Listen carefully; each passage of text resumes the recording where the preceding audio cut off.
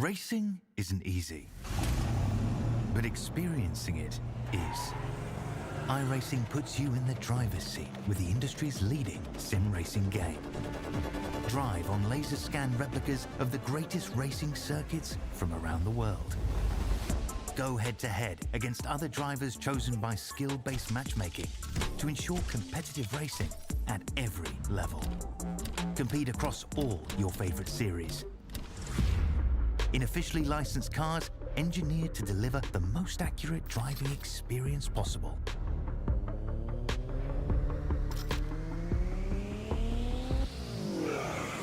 Join a race or host your own with players from across the globe. Race against the computer or in a league with friends. Feel the thrill behind the wheel. Visit iRacing.com.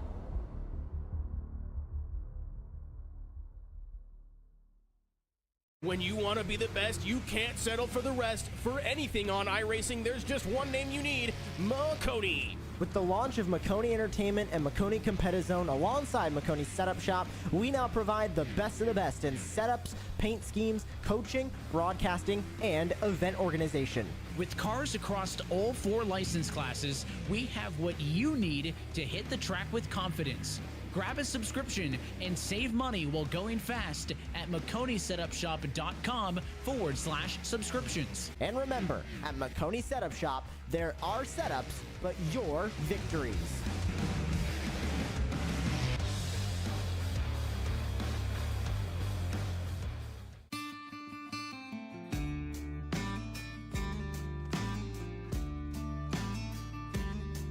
Hello, my name's Aaron Brown from the Garage Shop in Denver, North Carolina. We're here at the famous Bonneville Speedway in Wendover, Utah. One of the most harshest environments on the planet to race in, and that's why we need the best tools Snap-on has to offer. What we use here to pump up the oil in our race engines to prime them is this Snap-on screw gun.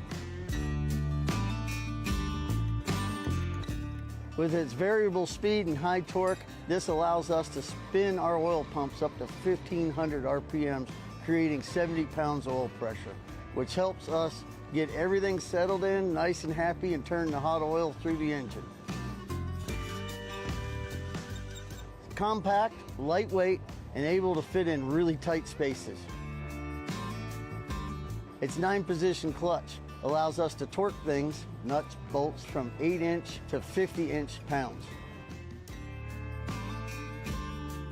Small size and high performance helps us get into many places on a race car where normal tools can't. Under the dash and the engine compartment, we also use this to drill a lot of holes in very tight spots.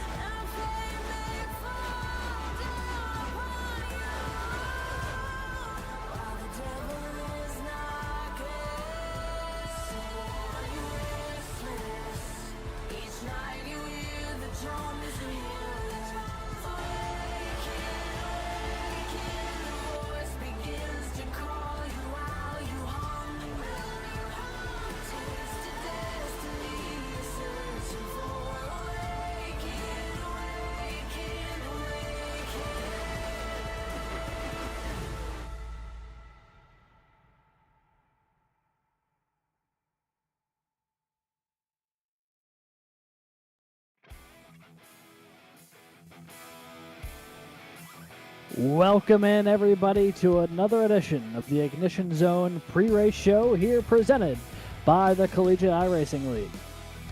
Excited to have you along tonight for what should be another fantastic race here in the Garage Shop College Cup Series as we go to the high banks of Homestead, Miami. It'll be time for the 4th race of the season in just a little while, and the last of the 1.5-mile style tracks to open up the year before we get into that really hectic middle bit of the year. But for now, one more opportunity for a true driver's track to appear on the schedule in the early going. I'm Alex Gagnon. Joining me tonight in the booth is everyone's favorite CIL analyst, Brad Daniels. Brad, we're 3 races down, and despite the fact that Daniel Nanny has won the past 2 races, he doesn't have a huge points gap to the rest of the field here, thanks to that really, really tough race at Charlotte for him back in the first week of the year. Yeah, and I think, the point system as it stands is supposed to reward those who can keep up with Nanny right now, it seems like. And, with the standings and everything going on, it seems like we have a lot of drivers that are still obviously in it. We're only 3 races down, a whole bunch to go. So I think going into Homestead here tonight, where a lot of championships were decided in real life, tonight we're going to see a lot of guys trying to maneuver their way and keep their championship hopes alive early in the season here. Yeah, the last thing you want to do is potentially end your championship run right here, right now, week 4 of the year. There's still 2 months of racing after tonight. But you could really put yourself in a bad hole here if you don't put on at least a decent performance tonight. Because the next stretch of races, you just can't guarantee anything. As we take a look at the schedule here, Homestead being the last track, I would say you could consistently rely on your own abilities as a driver to get you to the front. For, dare I say, the next month till Vegas, maybe Pocono. But Pocono, with the size of it is always a little bit of an interesting track to race. But I mean, Daytona, wild card. The new repave at Atlanta with the restrictor plates, wild card. Pocono, a lot of times in real life, is a fuel strategy. Really curious to see how that plays out here this year. And then, the Brickyard, another one of those really draft-heavy tracks, no restrictor plate, but you really need to be able to work the aero there just as much as you would Daytona or New Atlanta, Brad. So if you really want to go out there and have a race where you control your own destiny, tonight's the last chance you're going to get for about a month. Yeah, you pretty much took the words out of my mouth. I mean, we're going to be stuck in the southeast of the country here with Homestead, Daytona, New Atlanta coming up. But, I mean, really, for the next month and a half, really until, I would say, even Iowa, the draft is going to be so important to all the drivers here tonight. And, going through, especially the next 4 races, I mean, these tracks are so draft dependent. A lot of people have to set up to stay in the draft. And especially with Daytona and New Atlanta, it's going to be a lot of close quarters. But I think here tonight, there's going to be a lot of opportunity for people to try and use different lines, try to take advantage of some situations using the draft. But I think we're in for a great night if the season's taught us well. Yeah, I mean, we've had a couple of really phenomenal races to kick off the season. It's actually been a really, really fun time to watch.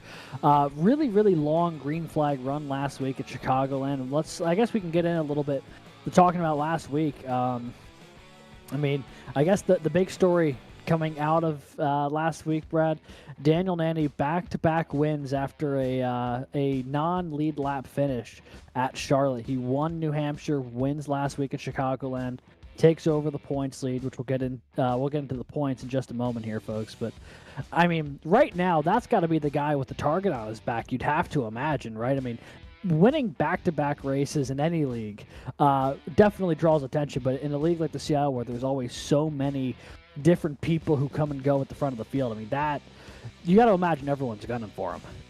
Oh, yeah. And I think right now, obviously, Ball State holds the control of this whole season. I mean, Muhammad Alif, he's been up front back in New Hampshire. He was, having a great race until the end. And then, he's been consistently someone you have to watch throughout the past couple seasons. And now, I mean, along with Lucas Moody and everyone else on that Ball State team, I think right now all of Ball State really has the target on their back. They've proven themselves last season and have taken it way into effect now. But I think some other people like Zach DeWale and, Jared Kaler had a great run last week. So I think a couple other guys are definitely trying to gun for that win tonight.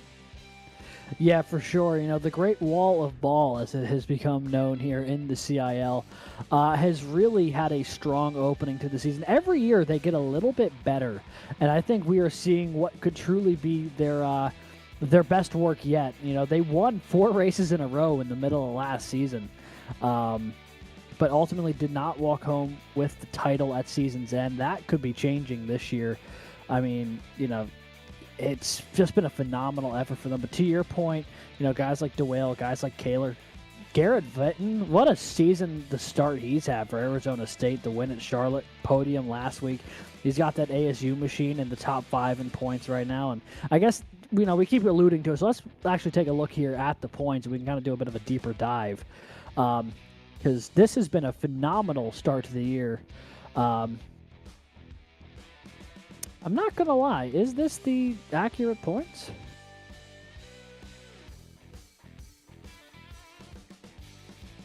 Is it?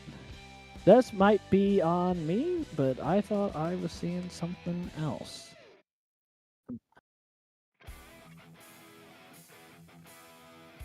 We will check on that. I'm also... Yeah, we're gonna do a quick review there. Sorry about that, folks. That might be on me. I'm looking at something different, which is me a little bit confused. So we'll sort that out. I think I just threw a curveball at producer Christian at the worst possible time here. So we'll take a quick look at that. But to the point, a lot of these names that you are seeing are folks who have had a pretty strong start to the season. I mean, guys like Zach DeWale, Garrett Vighton, Daniel Nanny, Jake Cummings. Like these are guys who just week in, week out so far to start the year have found themselves at the front of the field and are doing a phenomenal job at the moment. And Brad, I guess I have to ask you, so far we've got Garrett Vighton in victory lane for the first time in his CIL career this season, and then Daniel Nanny back to back. Who do you see being the next winner this year in the CIL, and does it come tonight? I mean, right now it's kind of hard to look past Daniel Nanny, and I honestly think if anyone this season is going to take their first win, I think it's between Muhammad Alif, and I'm going to go with a long shot. Well, not a long shot, but Edward Sanchez has been pretty fast last race. He was kind of dicing his way through the field, and we saw last season he had a great season overall, his best so far in his career. So I think if I'm going to take someone who probably most people didn't really see coming, I think Edward Sanchez could be coming for that win tonight. Yeah, he certainly could. I mean, had to start at the end of the field last week, finished top 10 after gaining about 30 positions.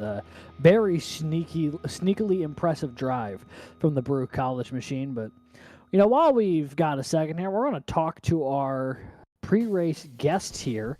He's a podium finisher last week. I believe 2 podiums, actually, to start off this season. Been a great start for this guy, the 519 from St. Clair College, Zach DeWale. Let's see if we can get a quick word in with him. Hey there, Zach. This is Alex and Brad in the booth. You got a copy?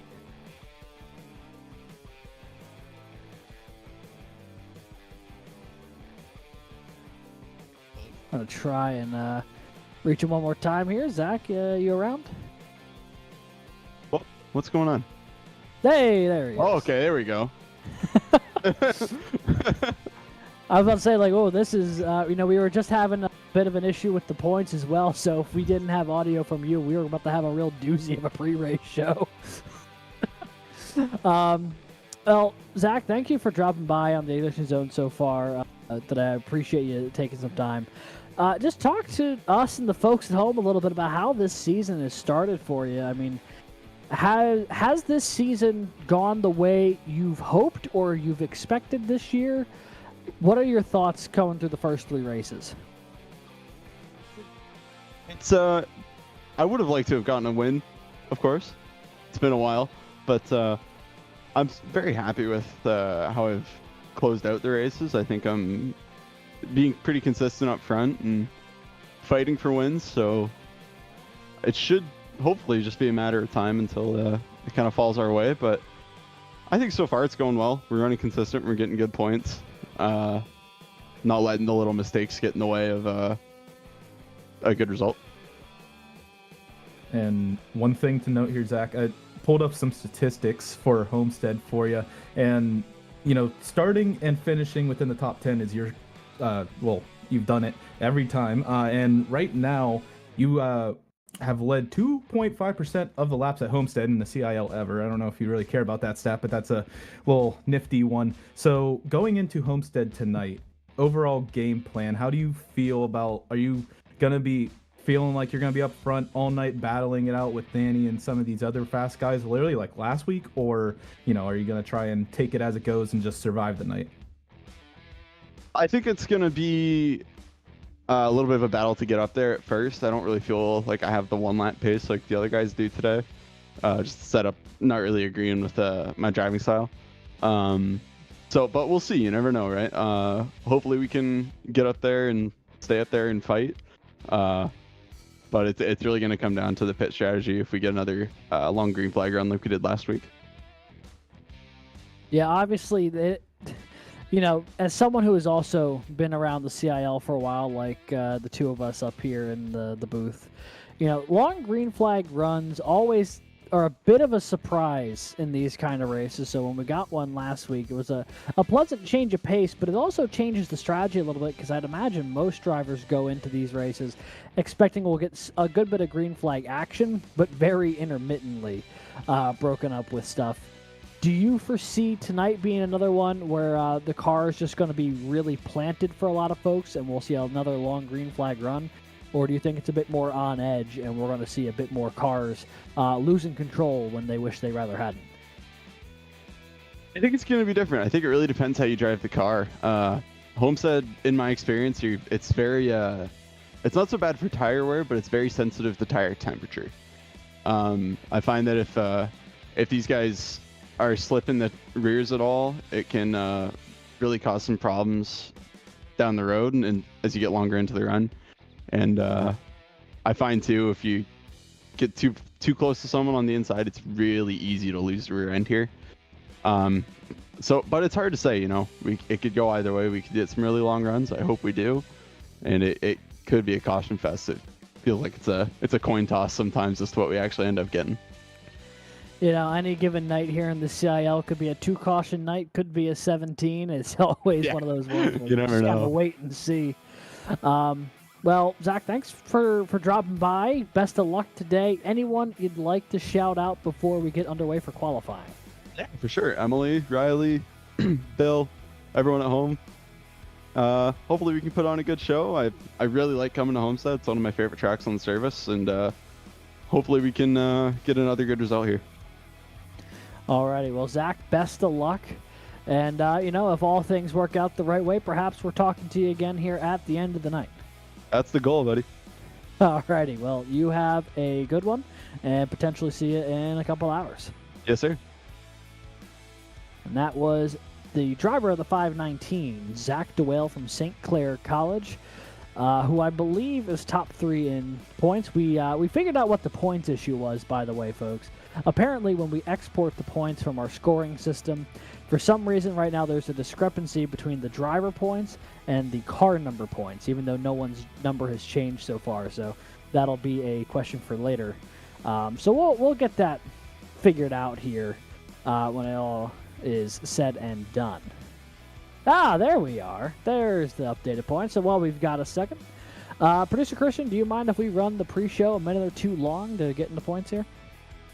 Alrighty. So, Brad, we get an opportunity here to extend the pre-show just a little bit for the lovely folks at home, talk a little bit about the points, and when you're looking at this top 10, what's jumping out at you? Right now, I think it looks like a 4-car breakaway right now between Nanny, DeWale, Vighton, and Cummings. About 20 points ahead of Kaler in 5th. These 4 guys, we've seen them all at the front pretty much the entire season, always battling it out. And then you look a little further back, and there's some names that, have been sneakily good. Clint Halterman has been fast all season here, Final 4 finalist last season. Ricky Paz in 10th, Athena Leclerc in 9th, and also Jason Wald in 7th are all names that we didn't see within the top 10 last season. So I think this season, right now, they're doing what they can to keep consistent and also keep their name in contention. Yeah, when you went through that, the big thing that jumped out at me was a couple of new faces who have really benefited, I think, from this change in point structure to have it be an all-season sort of deal versus a win-and-you're-in type situation. It has been a really big rebound year for that 76 of Jason Wallet. The Drexel University machine had a great seasons 7 and 8. It's been a couple of seasons, though, for him, and looks like he is back on the right track here, currently tied for 6th in points after 3 weeks, and coming to another track where he's had some pace, so intrigued to see how he'll fare tonight. Looking a little deeper into the field, you see Edward Sanchez, this is the car in 11th, and with this point structure, finds himself almost double the points back of Daniel Nenny. That's just how good the front pack has been through these opening 3 weeks. But, Sanchez DNF'd early on this year, is trying to rebound forward. Same with R. Muhammad Alif.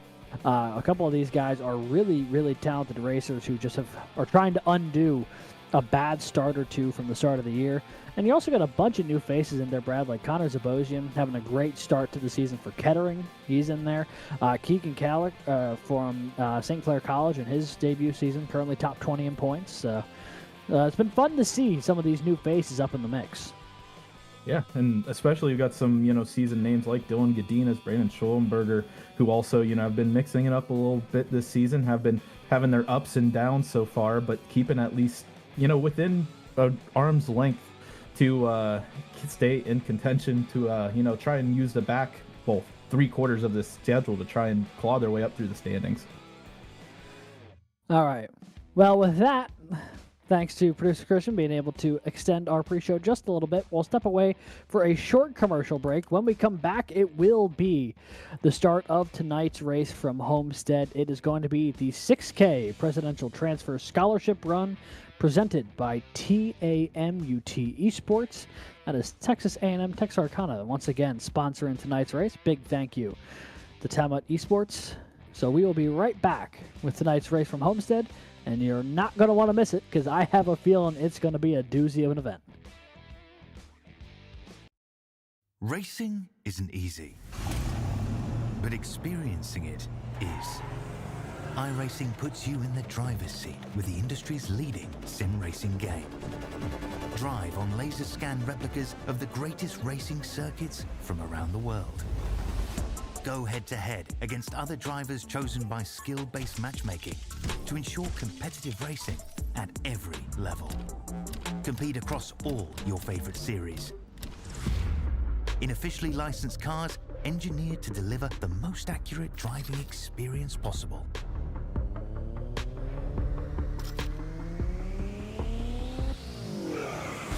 Join a race or host your own with players from across the globe.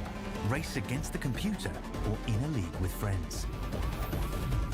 Feel the thrill behind the wheel. Visit iRacing.com.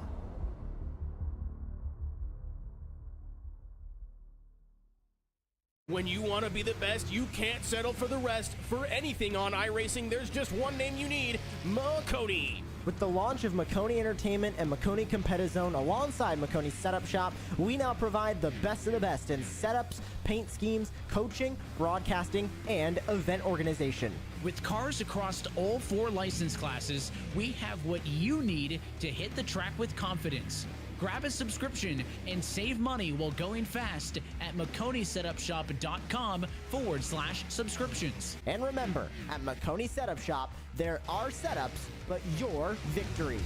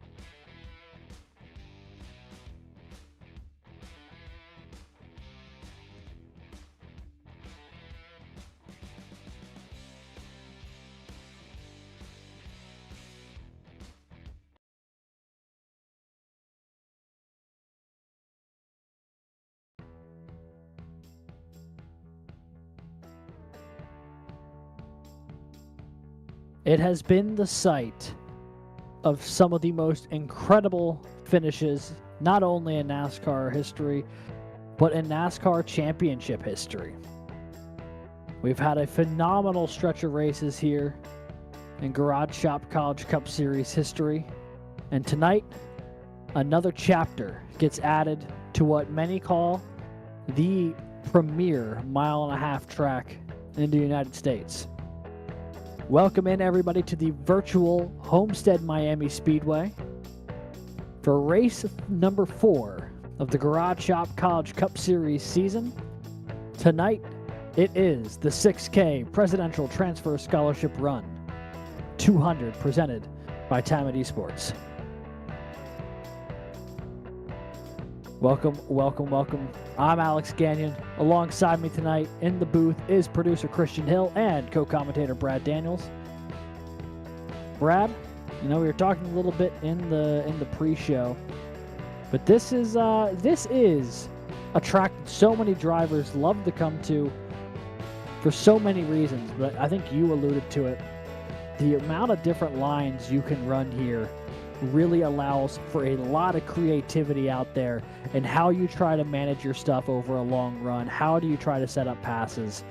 And it gives the drivers all the options they could ever ask for, which at a lot of tracks, you don't have those options. Like at Martinsville, the option is you get below them and you move them up out of the way. That is the one choice you have to pass. Here, you can make it work so many different ways. Is that why drivers love coming here, or is there something else that calls to people when it comes to racing at Homestead?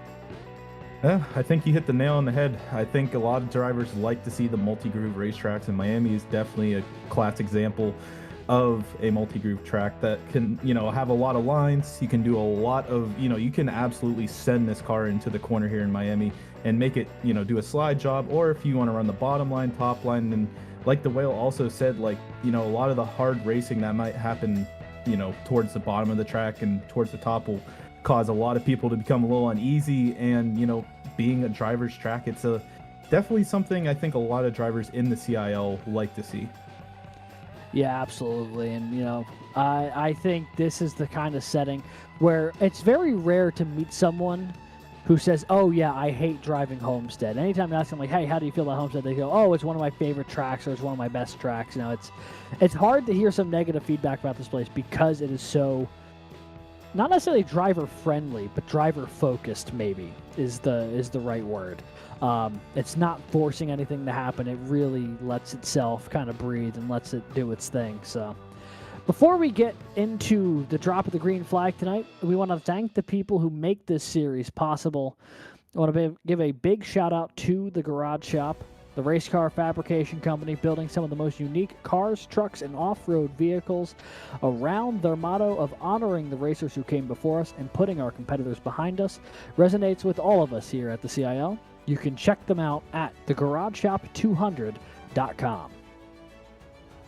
ECAC Esports, existing to add value to its member schools by enhancing the competitive experience for hundreds of students seeking to participate in intercollegiate esports. The Makoni Setup Shop, the home for setups, paint schemes, coaching, and more. The official setup shop of eNASCAR and the Garage Shop College Cup Series. Visit the Makoni Setup Shop today to subscribe. And Whiplash SimCams, an iRacing and esports media group specializing in racing and team graphics, iRacing camera packs, and other broadcasting resources. And the sponsor of tonight's event, the University of Texas A&M Texarkana, TAMUT as they're known, putting on this one. Students who are interested in the new esports dance and cheer teams may contact Rick Allen at rallen@tamut.edu. That is rallen@tamut.edu. So big thank you to Texas A&M Texarkana for once again sponsoring tonight's event. Big thank you to them as always, and to all of our season-long partners here at the CIL. As we kind of take a nice little drift over the track here and our nice little moving shots, let's pull that track map up onto the screen here and get a sense of what this track is like. And the big thing here, Brad, as you were alluding to, that variable banking in the corner really creates some interesting runs. Yeah, it gives the driver all the flexibility to do whatever they want going into every turn 1 and 3 here. So first things first, Homestead has been here since the start at CIL in season 1. But this 1.5-mile track is so fun to watch, you know, no matter if you're watching CIL real life or really even the road course that is within Homestead, Miami. It always offers something great. And, you know, you can see here the banking anywhere 4 degrees on the front stretch, back stretch to 20 degrees in the upper side of the turns. So really this track, like you said, Alex, is going to give a lot of people a lot of, you know, opportunity with that progressive banking and a lot of fun racing. Absolutely. And let's see if we can take a look at what a lap here at Homestead, Miami looks like. We're going to pull one of those qualifying videos up here in just a moment. We're going to take a ride here with our pre-race interview, St. Clair College's Zach DeWale in the 519 machine. And you'll see just what it's like taking a lap here at Homestead. It is fast and it is fun. And I think we're going to see a lot of people. When I especially drive here in Homestead, the upper line up by the wall is my preferred line. And, you know, as you can see, Zach's getting a little loose coming in and out of these turns. And that is one thing he also talked about is he might not be comfortable with this setup. But right now it put him 6th in the qualifying order. So he is definitely, you know, at least using it to burn down all the rubber on these tires. And as you can see, he transferred down the road line down in 3 and 4 and now blazing it down for his second lap. Yeah, and you see just the amount of speed you can carry into the corner. So even though this is a 1.5 miles, and you're still getting up to some crazy high speeds, up over 180 miles an hour getting in to turns 1 and turn 3, probably around 185 or so. And then you get to maintain a good bit of that. You see him working to the bottom here in 3 and 4, getting all the way down to that white line. And that's something we're going to see a lot of as well tonight, is drivers taking different lines on each set of corners depending on how their car is handling. This track looks pretty similar on both ends, but doesn't quite drive the same on both sides. So we'll see all sorts of opportunities to pass on both ends of the racetrack tonight. And with that, that gets us to tonight's starting grid. Taking the pole, I tell you what, he's been on a hot streak, and that hot streak is going to continue. Ball State's Daniel Nanny puts it on the number 1 spot. A 32.457 is going to be tonight's fast time in qualifying. Alongside him, Converse University's Jake Cummings, also top 5 in points right now. A strong start for the 95 in the outside of the front row. Row number 2, it is the big mover from last week, Edward Sanchez from Baruch College, and a podium finisher from Charlotte in the season opener, Athena LeClaire from St. Clair College. Ball State's R. Muhammad Alif rolls off in 5th tonight with our pre-race interview, Zach DeWale rolling off 6th. In row number 4, it'll be UNC Charlotte's Clint Halterman and Clemson University's Jake Hall. And rounding out the top 10 on the starting grid, Ball State's Lucas Moody rolls off 9th, and Clemson University's Andrew Burrell will put in a top 10 qualifying effort. In row 6, we have Cade Corbin from the University of Alabama in Huntsville, and to his outside, Matthew Nordberg from North Carolina State University. Starting 13th, we have Keegan Cowlick from St. Clair College, and to his outside, Jason Wallet from Drexel.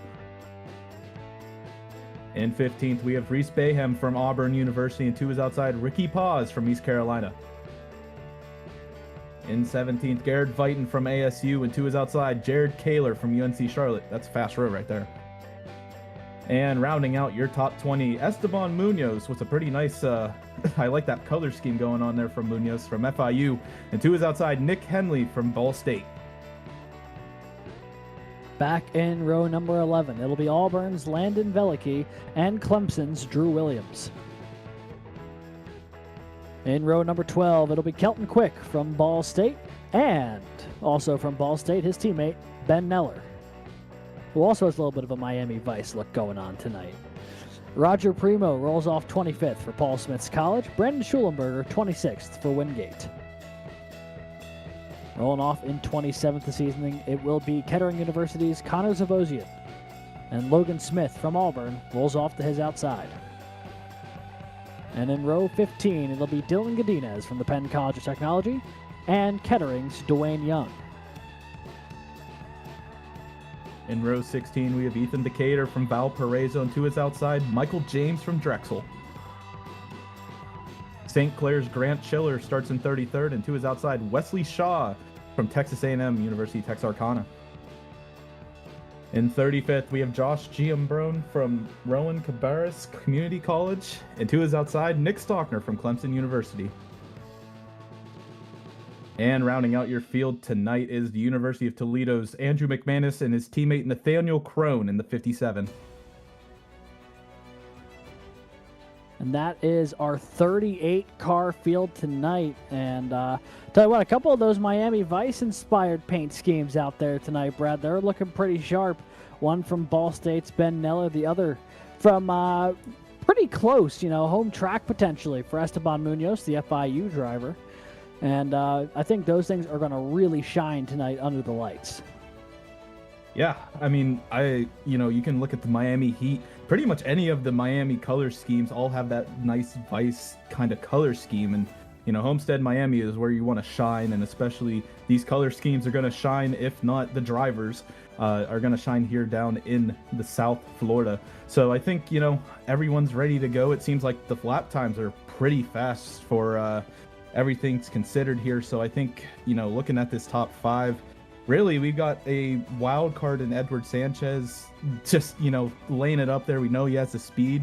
Haven't seen the qualifying this season, but he's definitely here trying to make it come through. And also Jake Cummings starting second, got his first ever CIL win here at Miami, hoping to make it 2 tonight. A lot on the line here tonight from Homestead, Miami, as the cars are getting rolled out the pit lane, ready to rock and roll. As we get a little bit of sky cam of that Ben Neller Miami Vice car. It's a pretty looking scheme for under the lights. Tonight's race, 133 laps, 200 miles around this 1.5 mile oval. Pit lane speed of 45 miles an hour with a pit lane time estimated around 30 to 33 seconds from start to end. I'll have 5 sets of tires over the wall available tonight with the estimated both fuel and tire window at about 60 to 65 laps if this thing were to go green the whole way. And it's a nice balmy 82 degrees out there on track tonight, 80 degrees air temp. Should be a beautiful night for some virtual sim racing. We have one more paint scheme to highlight here. A nice little alternate there for the ECU driver, Ricky Paz. Nice little Miami Vice of his own while keeping within that purple and yellow of the Pirates. But this field is grouped up and is about to get underway. Race 4 of the Garage Shop College Cup Series season, the 6K Presidential Transfer Scholarship Run 200, just about to get going. Pace car is going to peel off. Nanny and Cummings going to lead them to the green flag, and we are racing at Homestead.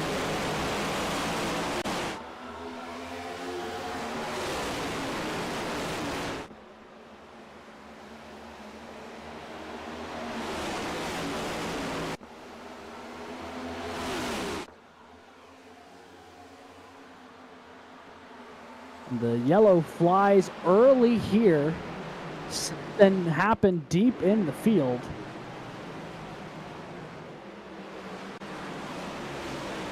Gonna try and get this sorted out. It also sounds like Jake Cummings actually got black flagged on the start of the race. Nick Henley for Ball State, he rolled off 20th. That car has been towed back to pit lane, significant front end damage. I have a feeling the 64 might have been a part of this one.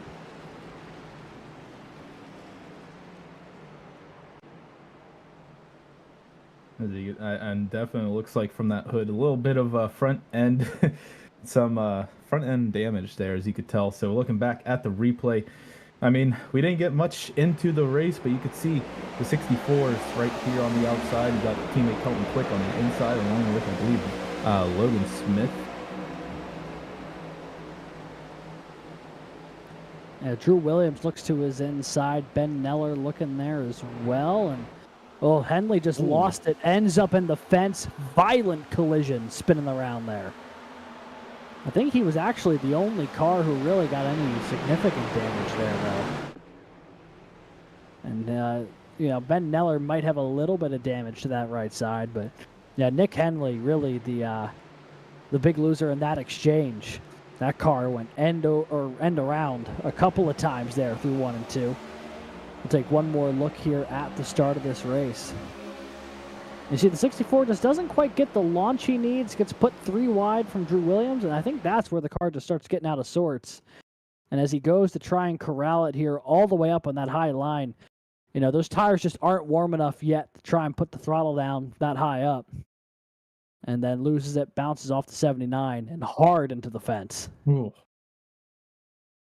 Yeah, that's definitely the night done for Nick, unfortunately, on lap 1 here in Miami. But, I mean, no one else got collected. Everyone's going to have to regroup here, and, we'll see what Ball State can do. I mean, Ball State right now still has, first and potentially second here, depending on what happens with Jake Cummings. It sounds like that is a conversation happening in race control at the moment. Field getting ready to spread out here to get the 1 to go signal. Looks like the 95 still in the mix for now. Getting clarification from race control here pretty shortly. I feel like this top 3 has been probably the top 3 in a different order for at least half of the season so far.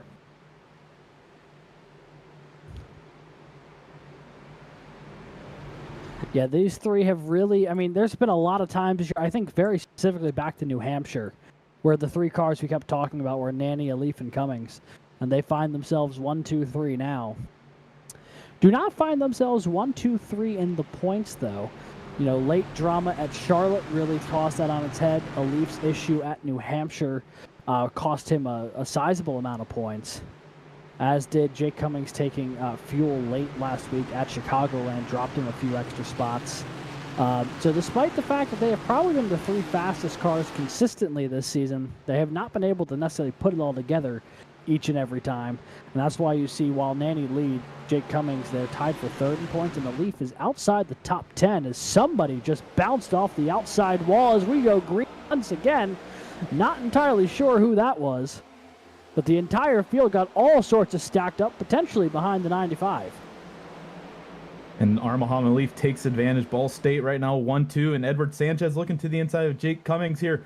Coming out of 2, Jake Cummings going to try and use the outside, a little bit of side draft, but also Edward Sanchez is able to get by. Now Zachary DeWale looks the inside of Jake Cummings and is going to try and use that low line. And as DeWale said, if there's some tight racing down there on that low line, it might suck you up and around. And unless you want to do it that way and just get right by Jake Cummings, and Cummings falling like a rock from 2nd to 5th within that 2nd lap.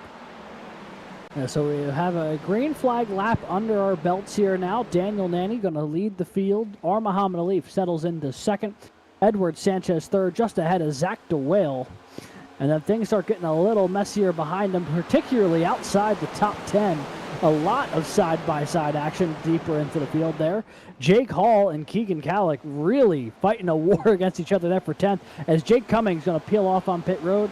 It sounds like he will have to answer the black flag. On the initial start of the race, he started in front of the 30th Daniel Nanny, and that will cost him some time here. The only good thing, if you're Jake Cummings, from this situation is that it's happening on lap 7 and not lap 127. And right now, someone I want to watch is Lucas Moody. I mean, right now, Ball State has 3 in the top 5, but he has gotten from 9th up to 5th now. Got past Athena Leclerc, and as we talk about that, there's a caution. Yellow flag is out for the 2nd time today. We try to find where that is. It looks like Logan Smith may have gone around here, I believe, in turns 3 and 4. He had been running around the 20th position when the caution came out initially.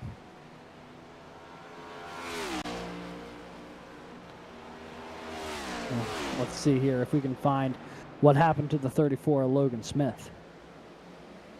He's at the bottom of 3 wide here with Godinez and I believe Dwayne Young. Got through that okay.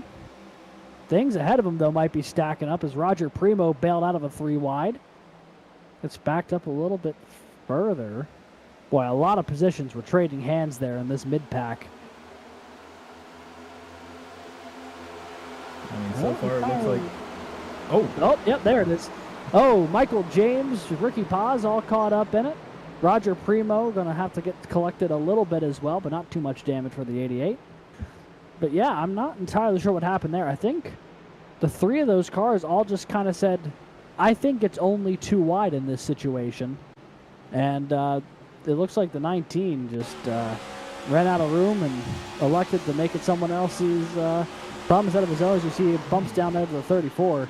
I think it's because that 99 was coming with a head of steam. But that developed so fast there in real time. And if we watch that again, you can see just how quickly he got absorbed by both the 34 and the 99.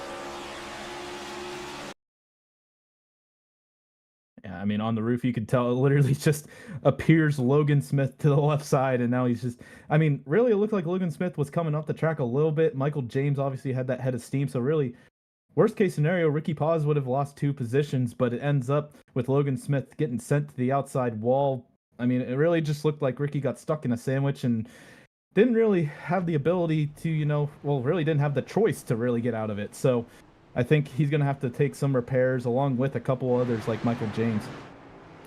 Yeah, it looked like the 19 may have drifted down a little bit at the same time that the 34 was coming up. So I believe they have actually issued that penalty to the driver of the 19 for coming down and wiping out the driver of the 34, Logan Smith, as he tried going on by. So damages to be done and repairs to be made for those drivers. We find ourselves here on caution number 2 here on lap 10. Very touch and go start to this race at Homestead. Daniel Nanny, though, continues to be the man out front. Muhammad Ali running in second. Zach DeWale has cleared Edward Sanchez, though, for third. That's been the big change in the top 5. That and Lucas Moody moves up from 9th to 5th. Athena Leclerc, Clinton Halterman, Jake Hall, Reese Bayham, Keegan Kallick, your top 10 as they run at the moment. So Ball State's got 3 in the top 5 right now. You've got to imagine they're happy about that. Brad, we had talked in the pre-race show about how it really felt like they were firing on all cylinders this season, and they are off and running here tonight in Miami.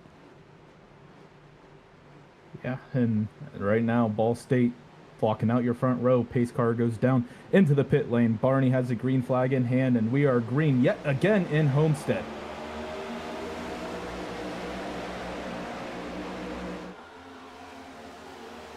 Good launch there for the inside lane. A couple of cars going to drop down to fill some gaps. Notably, Zach DeWale going to get to the inside here of Muhammad Ali coming off of turn 2. Battle for second, battle for fourth, and 2 wide the entire way back through the field. As now DeWale looks to the inside as Sanchez thinks about maybe trying to work his way up the hill to try and find something around the 519 up high. That opportunity is going to get shut real quick by DeWale. So right now, DeWale's chasing down Ball State as Edward Sanchez gives DeWale a little bit of a push going into 1. And now DeWale is going to try and use that high line as we have yet another caution. Oh, big wreck on the front stretch. Dwayne Young, Dylan Godinez, Nick Stockner all involved. That was a multi-car incident when we panned back, and that was once the field had cleared. So I don't know if there was anyone else who got caught up in it, but there's at least 3 cars who got a piece of that one. We'll take a look here to see what happened. We're watching, I believe, the 124. Although the 808 and the 45 are way ahead of the 124 here on the restart. So something tells me it may have started up with them.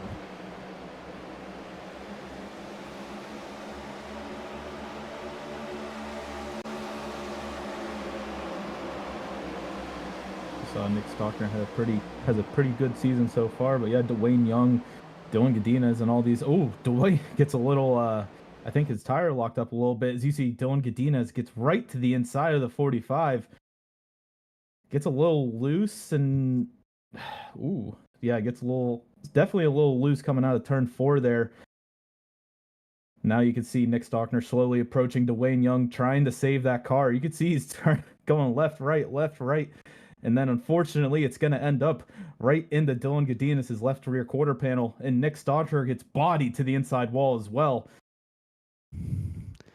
Looks like Wesley Shaw also going to get a little piece of it. That's how the 808 gets fully around, was he was losing speed. The 73 was trying to check up.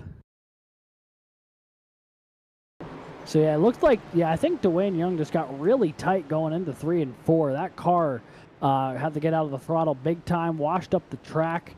Contact was made with him in the 808. Then the after effects of that initial incident in the middle of the corner caught up to both of them, as well as the 124 of Nick Stockner. So both of those cars on pit road trying to get fresh tires, maybe repair a little bit of damage before the pace car comes back around. And I tell you, one driver who that really benefits, or at least the way this start has gone, Brad, is Jake Cummings, who even with the black flag penalty he had to serve, a couple of cautions here has not only cycled him back to the lead lap, it's already got him back up to 24th. So at the rate we're going, he might find himself back in the top 10 before long, as he is just working through the field here under a lot of yellow and then, just timely restarts. Yeah, and especially helps when, some of the competitors in front of you are, banging off each other. So it's definitely Jake Cummings is benefiting right now from this early caution fest. But I think also up at the front, we have a good bit of guys, like a lot of alumni pretty much. 4 of the top 8 are alumni and 4 of the top 8 are student right now. Zachary DeWale sitting up there in 3rd, your top running alumni. But obviously Ball State, Daniel Nanny and Muhammad Leaf have those student positions right now, and haven't really gave any thought to anyone else in these green flag runs that they've had, which has been a running theme particularly for those two all season long. When they get dialed in at the front of the field, they are an incredibly tough duo to try and pass. So they will be on this front row once again. Tell you what, we've already had some big movers, though, even with only a couple of laps run under green. Between these restarts and then some time to move, some big movers. Josh Giambrone up 13 spots there in the number 40. Nathaniel Crone, Wesley Shaw, Reese Bayham, Esteban Munoz, all up big. I think the biggest one as far as very noteworthy spots are Reese Bayham and Esteban Munoz. Those two guys up from 15th to 8th and 19th to 12th, respectively. Pace car going to peel off once again. Barney's going to be getting a workout here tonight as the green flag back in the air for the 4th time from Homestead, Miami. And Edward Sanchez really giving that bumper to Muhammad Leaf going into 1 here. But now Zachary DeWale's going to try and use the inside line to separate Ball State. But Muhammad Leaf's going to use that momentum on the outside line as we sit on board with Edward Sanchez, watching this all happen in front of him and then possibly trying to take that outside line from Zachary DeWale. But he will dive down into the inside line behind him.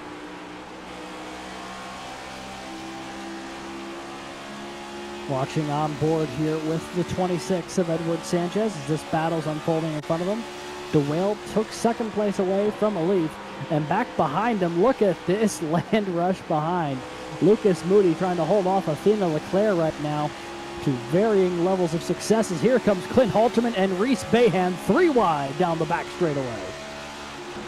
And right now, Edward Sanchez is doing anything but mirror racing right now as you see Reese Bayham in the middle of all this calamity. Jake Hall taking that upper line, but also he's out to the outside of Clint Halterman, 3 wide behind Nordberg, Athena Leclerc, Jake Hall. Jake Hall right now having a great run through 4, trying to use that momentum, looking to the inside. He's going to get a nose to the inside of the 334 here through 1 and 2. Will he be able to capitalize? It's going to be tough with the 007 directly in front of him. Cars 2 by 2 roaring down the back straightaway now as Halterman looks to the inside of Bayham for position number 6. That is the first side-by-side battle on track, as Lucas Moody is also caught up to Edward Sanchez, and Sanchez is caught up to a Leaf in the process. 3, 4, 5 all getting stacked up a little bit as Bayham going to run that outside to good effect. Takes away spot number 6 in earnest from Clint Halterman, and will settle in that low groove. As this top group is trying to get themselves sorted out, we have more 3 wide behind them. Esteban Munoz boxed in Got Matthew Nordberg there down low, and I believe that might be Logan Harpine up high as Munoz almost goes around. Everyone scattering to avoid him, and somehow they all managed to do so. It's still 3 wide. I mean, right now, Esteban Munoz is not going to get out of any action, but able to settle into that high line behind Connor Zabosian. And really, that slip-up cost him about 10 or 12 spots throughout the field, and now he's going to have to try and regroup, cool those tires down a little bit, and, you know, take what he can from the rest of this, hopefully, green flag run. As you see all Calamity, more 3 wide action. Brandon Schollenberger, Jake Cummings on the charge, coming back through 3 and 4. Jared Kaler is now to the outside of Jake Cummings and Brandon Schollenberger, as Kaler's going to use that outside line, use the momentum, and clear both of them going down the front stretch. It feels like a peak season from a couple years ago, seeing Jared Kaler, Jake Cummings, Drew Williams all nose the tail. Unfortunately for all 3 of them, they find themselves outside of the top 10 right now, trying to work their way back to the front. As a couple of Auburn Tigers have found themselves together here in the top 10. Reese Bayham diving to the inside of Lucas Moody as Landon Bellicke looks to go to the outside. The Ball State Cardinal about to get absolutely swallowed up here by a couple of Auburn machines. This is the battle for 6th, 7th, and 8th. And right now, I mean, Landon Bellicke's trying to do everything he can to get around Lucas Moody. Moody is not an easy driver to get around. And, you know, it's, you know, Auburn's going to have their hands full trying to get around the 13. But really, right now, the battle's for 7th between both of them, trying to figure out which one's going to take their next shot towards Lucas Moody. And as I say that, Matthew Norberg joins in the discussion to the outside of Reese Bayham. Slides back a little bit, but Auburn will, you know, stay door to door behind Moody. And as all of this action has been unfolding, I'd be remiss to mention that Zach DeWale not only cleared Daniel Nanny, but checked out 0.8 of a second ahead of the 30 machine. The St. Clair College car is just gone from the field right now. I mean, there was a ton of action there on the restart that we had to cover because there was some phenomenal battles through the field, but the 519 looking fast early here in clean air. And, I mean, I think we heard Zach's initial plan here. He's going to try and keep those tires cool, and right now he's running some very impressive lap times, but you got to think at the same time, is he burning up that tire, trying to get away from the pack? And if this stays green, is that going to hurt him in the long run? You know, this is all just hyper situations that we don't know yet. But as I say that, Reese Bayham looking to the inside of Lucas Moody. Auburn's finally trying to get around the Ball State 13 machine, and really there's a conga line of cars behind them trying to really just take any positions they can get, because right now it's just hard to really stay by anybody. It seems like everyone's trading punches. And much like the conga line you mentioned, whenever they get to the corner, they are dancing everywhere. You see just how wide they fan out getting into 1 and 2, and then they'll all condense back down here real tight onto the back straightaway. You see that accordion effect going high, going low, meeting back up toward the wall. And they fan out once again, and the dance continues. 2 by 2 by 2 by 2 by 2, man. It is just gridlock here through the mid-pack. What a phenomenal little battle. Now 3 wide there. Ben Neller, Andrew Burrow, kind of symposium contact. Burrow wipes out Ricky Paz in turn 1. And the caution is out for the 4th time tonight. We were just about to have a look at that battle with Ben Neller and Andrew Burrow, 21, ended up in the fence. Or sorry, was that Ricky Paz in the 19? Who he was battling one with? No, 79. They both have that Miami Vice paint scheme on tonight.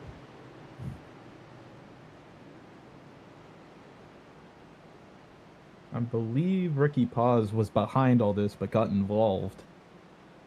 Probably going to have a lot of damage. And Neller is involved as well. So Miami Vice right now not having a great night. A little bit of a little bit of damages to all their paint schemes. As that looks terminal there for Andrew Burrell. Smoke billowing out of that 121 car, the front and rear end completely torn up. Here's a look at the replay.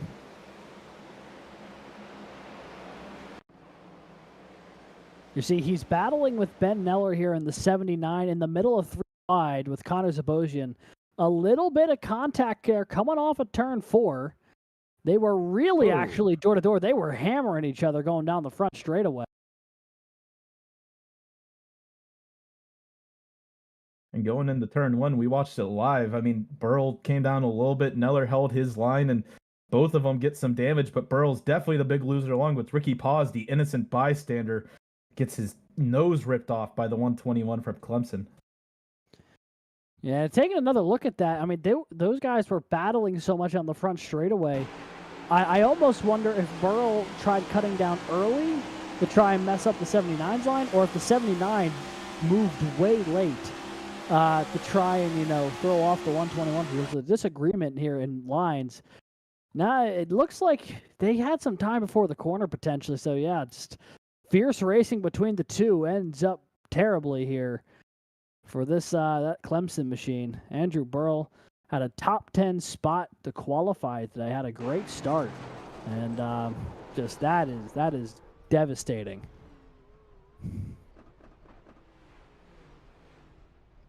Well, as that all was going on, I mean, Zach DeWale, Daniel Nanny, Armaham Leaf, still your top three. But, a couple others who, we've seen shift throughout the field. Reese Bayham up 10 spots now to the top 5. I mean, he's been on a mission there for Auburn. And, I mean, really, Landon Velicky as well, up from 21st to 11th. Those guys are up 10 possessions each. But we have some pit stops along the way, it seems like, and that has now shuffled up the order. I'm taking a look at the 42 of Garrett Vighton. It looks like there is some pretty noticeable right front damage to the Arizona State car. Not entirely sure where he would have picked it up. But, this is a driver who is tied for third in points coming into tonight.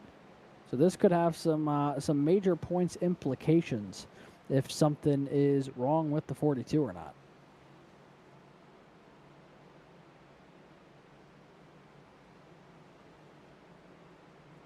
Well, after these pit stops, we have a little bit of a shakeup at the front. Currently, Nicholas Stockner, who we saw involved in that last wreck, stayed out and is now going to take... Oh! That's going to do it. Hits the sandbox. So does Brandon Schulenberger. Everything got stacked up there getting on the pit road. What a mess.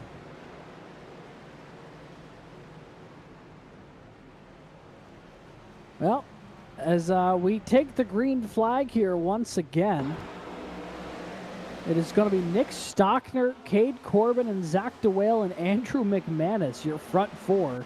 McManus immediately getting swallowed up by the field here as cars go around the outside and the inside. The 22 from Toledo just trying to lock it down there in the middle. Everyone trying to shuffle for position as here goes DeWale up to try and catch Nick Stockner. And the 22, boy, this strategy for track position, I think looked good on paper, but he is having a really tough time maintaining anything right. He's losing 5-10 spots a pop here as nearly gets turned there by the 95 as the 22 tried forcing his way up to the wall. And I mean, much like last week, Nick Stockner uses that pit strategy, and Zach DeWale's now going to be up trying to take that lead away, and will for the moment. And now Cade Corbin is also up here still trying to battle out for a podium position, but right behind him are Ball State trying to take away any positions they can. But I think these older tires are right now holding them up just slightly. But Cade Corbin's able to take that second position and try and rocket his way potentially up to Zach DeWale.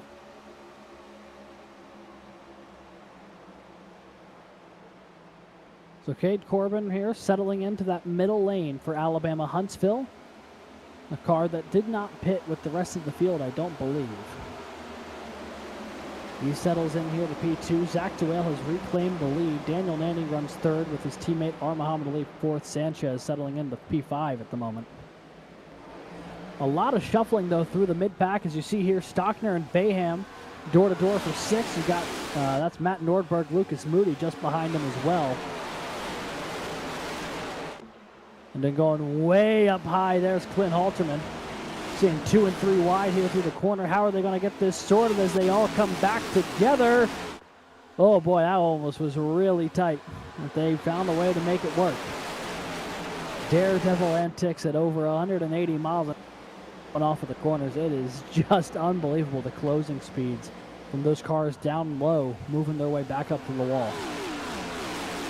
Yeah, and I mean, we're seeing a lot of different lines being used, a lot of different, you know, obviously all giving a lot of runs down these front and back stretch. But at the same time, you're also seeing some fresh tires compared to new tires, and I think that's going to give a lot of these guys some information coming to the end of this race if that situation comes up, to see, you know, Cade Corbin right now holding his own in second, but like Nicholas Stockner right now is battling for his life to stay in the top 10. So it's really, you know, it's not a safe option, but if you get it right, you might be able to save it at the end of this race, as we see some two wide action now of Nick Stockner, Matthew Norberg, some alumni battle heading on for 9th place. Stockner's going to send it into the inside line, but Norberg on the fresher tires is going to use the midline to use that momentum to get out of the corner and able to stay in front. And now Jake Cummings hits the wall, but still going to try and take away the 10th position from Nick Stockner. 3 wide now as Cummings is going to go climb the wall. He gets all the way up high around the 076 and the 1-4. 3 wide off the corner. Jake Hall going to try and follow Cummings on through up high just ahead of Drew Williams. 3 Clemson cars are all in this mix right now. Hall, Stockner, and Williams all running different lines through 1 and 2. As Nordberg gets ahead of the 95, has fully cleared Stockner. The 124 falling back now outside the top 15. But this action continues as Cummings and Nordberg door to door here in 3 and 4. Jake Hall and the 100 of Drew Williams just behind him. And Lucas Moody trying to hold off the pressure now as the Wolfpack is bearing down on his back bumper. I mean, I feel like Lucas Moody has always been having a mirror full of somebody tonight, and especially is now looking to the inside of Clint Halterman, trying to use the inside line. But Clint's going to dive to the inside of Edward Sanchez and Drew Williams, Jake Cummings. There's a lot going on here from about, I believe this is 6th through 12th. And now 3 wide, potentially. Drew Williams backs out a little bit, but Jake Cummings trying to make that charge back up to the front and has made his way to the top 10. But, you know, right now still battling for that 10th position with Drew. So you see the time of last pit here on the ticker right now. Cade Corbin did not pit with this lead group, but did not stay out this entire time. He pitted one of the earlier cautions. So he's not on ancient tires compared to some of the other cars potentially in the field, but he's doing a really, really good job managing his stuff right now and getting into a steady rhythm. And unlike for, you know, McManus and for Stockner, whose gamble here to stay out has not seemed to have paid off, for Cade Corbin, it seems to be settling in quite nicely as he still runs P2 over Nanny and Alif and Bayham. I mean, right now, Cade is doing what he needs to use those, you know, use his pit strategy to effect. Because right now, I mean, really, we've gone 10 laps on this set of tires, and he's still able to stay within this podium position. We'll see if this turns into a long green flag run, but really the top 5 have kind of checked out from the rest of the field, almost a second back to 6th, and that whole gaggle of cars back there. Yeah, that's a fun little battle. Let's see what's happening on just outside the top 5, because it looks like a mess, that's for sure. You see there, it looks like potentially Lucas Moody and Drew Williams doing battle there. Moody actually is going to drop out of the top 10 as Williams and Cummings slides on by. And now here goes Esteban Munoz to that middle lane. Jake Hall all the way up to the wall. Everybody fanning out, trying to find the real estate that's going to get them to the front here. 40 laps complete from Homestead. About 90-something to go. And already we have seen a lot of action here tonight. And there's a lot more to come as a lot of cars are trying to work their way up to the field. One of those cars being the 95 of Jake Cummings. Had the early black flag for launching on the initial start of the race ahead of the leader, who was Daniel Nanny. Had to serve that black flag and has been working his way back through the field ever since. And he's got himself into the top 10 for the first time since the opening part of the race. Oh, and Munoz is around. The 009 hard into the inside wall. Lucas Moody around as well. Caution's out.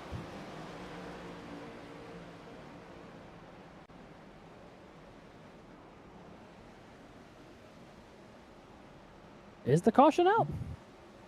Oh, wait, yeah, there's no caution. No, the caution isn't out. Sorry. I just assumed that 2 cars careening down the front straightaway was certain to bring out a yellow, but iRacing has elected not to. As we have mentioned before, folks, iRacing calculates their cautions based off of whatever happens on the racing line, and if there's no cars actively around, per se, in the racing line, it has a tendency to just let it run. So, unbelievably, we remain green. Esteban Munoz and Lucas Moody, you can consider their race significantly dampened at this point. We'll have to find a replay of what happened there. Here we go. Oh.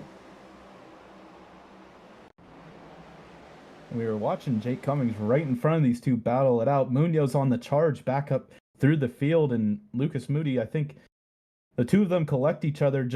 I think Moody was going for a side draft potentially, and I don't know if Munoz, had a lot of room against that wall, and two of them collect each other. And as Alex said, I mean, they both really spun down below what would be called the apron, away from the racing line. So, these guys, unfortunate, had to, not receive a caution for that wreck. But riding on board here with, I believe, Jake Hall from Clemson. Oh, yeah, Munoz didn't have much real estate at all. He was all the way up to the fence, and the 13 just kept working his way up the track. Don't really know what Esteban was going to do there, especially with Jake Hall directly behind him. Couldn't get out of the throttle at all. And that's just, the 13 just came up when there was no space to do so. And he gets wiped out in addition to the FIU car. Tell you what, those Miami Vice schemes have had horrendous luck tonight, Brad. Yeah, maybe as a commentator's curse to point them out, but I don't know if any of them are surviving at this point. I think all of them might have gotten at least a couple hits on them, a lot of dents, and I think a lot of their nights are done. The only car, it's worth noting, Ricky Paz out of this race, one of several out of this race already. With that incident that did not bring out the yellow, Esteban Munoz now scored in the 29th position. The highest running of those three that we highlighted earlier is Ben Neller, who's currently scored in the 21st position. And he was caught up in an incident earlier tonight as well. So, bad night for the red, blue, and neon. But up toward the front, we're starting to see those older tires just start to fade away from Cade Corbin a little bit. You see him now battling for the 8th position with Edward Sanchez. And at this point, it's just about damage control for the 08. You know everyone behind you is on about 20 lap pressure tires. You know they're going to be faster. It's just a matter about how can you set yourself up to lose these positions as slowly as possible. Yeah, and he was doing great up until about 5 or 6 laps ago, and has since fallen from a rock from 2nd place now to 9th, and potentially fallen out of the top 10 here before turn 2 is over, as Jake Cummings looks to be inside, and Athena Leclerc using that ultra high line to use the use everything she can out of the track, and actually pushing Cade Corbin past Jake Cummings and past Jake Cummings herself, and now is looking for that 9th position from Cade. Nice little battle here. Jake Cummings, Athena Leclerc. They're both trying to sort their way around the 08. Leclerc will do so. Now Cummings is going to try and get a free run toward the inside as Jared Kaler lays in wait. So does Jake Hall and a pair of Auburn machines, and Veliky and Logan Smith both going up toward the fence. It's been a really interesting start to this race, and I'm starting to look at, with this longer green flag run, we are seeing this field get really strung out behind the leaders. As you see, a nice little 3 wide here. The Auburn car is going to climb the hill. Jake Hall, big block down the front straightaway. He's going to halt that momentum of Veliky.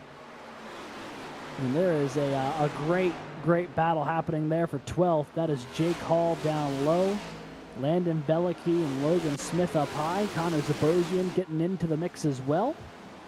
And everybody getting by the 08 here. Those 20-lap older tires have officially caught up to the Alabama Huntsville car. But, there is a big buffer back to Keegan Cowlick for in 17th, I believe. No, actually, he's in 16th now. My apologies. Jason Wallet in 18th.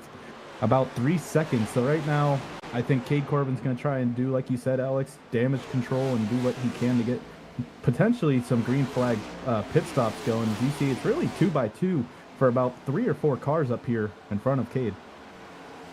You got to imagine in Cade's case, he's got to be sitting there thinking, great, we had like 3 or 4 wrecks in the opening 20 laps.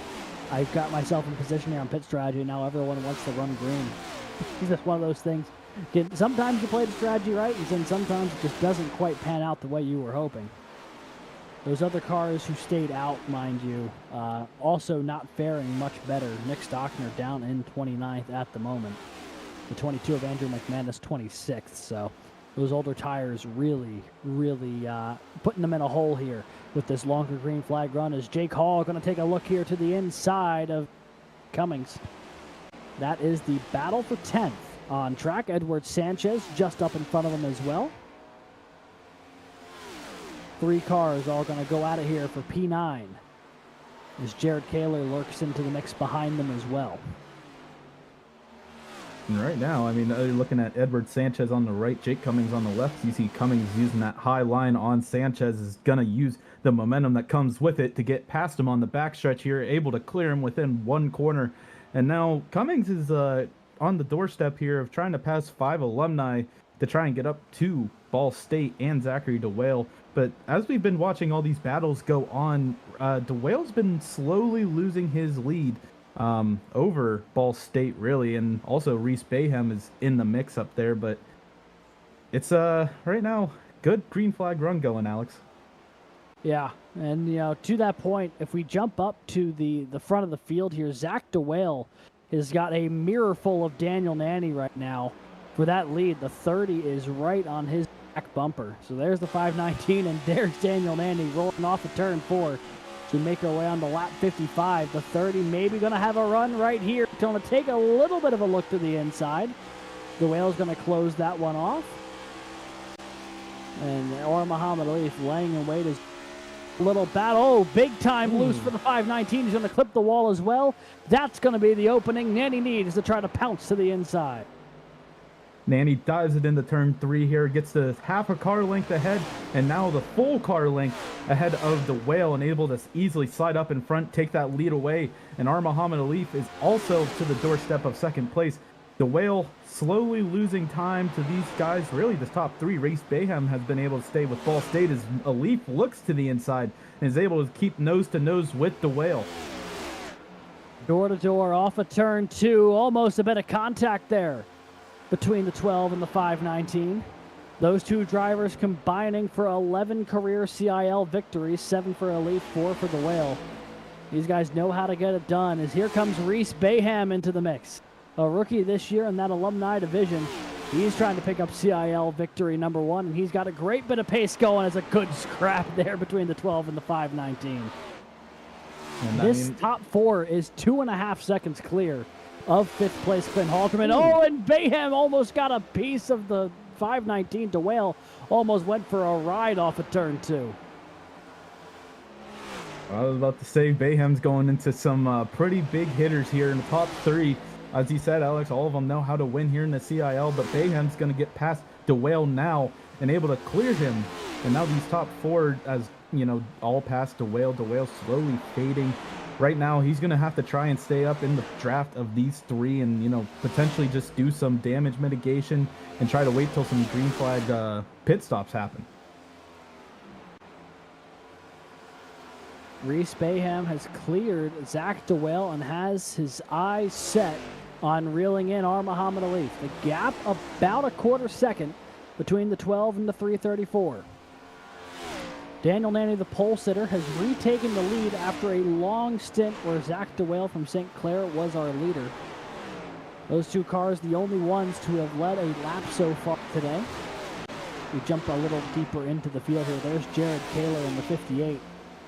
Multi-time former CIL Garage Shop College Cup Series champion. As he gets a great run here on Edward Sanchez. He's going to take that momentum, dive it to the inside. Trying to clear the Baruch College car. Door to door, almost a little bit of contact. Boy, was that tight. And beautiful onboard shot there. Yeah, and I mean, as these tires wear, it's going to be harder and harder for these drivers to make any real moves on each other. And I think, you know, Kaler sent it in there maybe a little too deep and slid up right into the 26. The 26 wasn't leaving him much room either.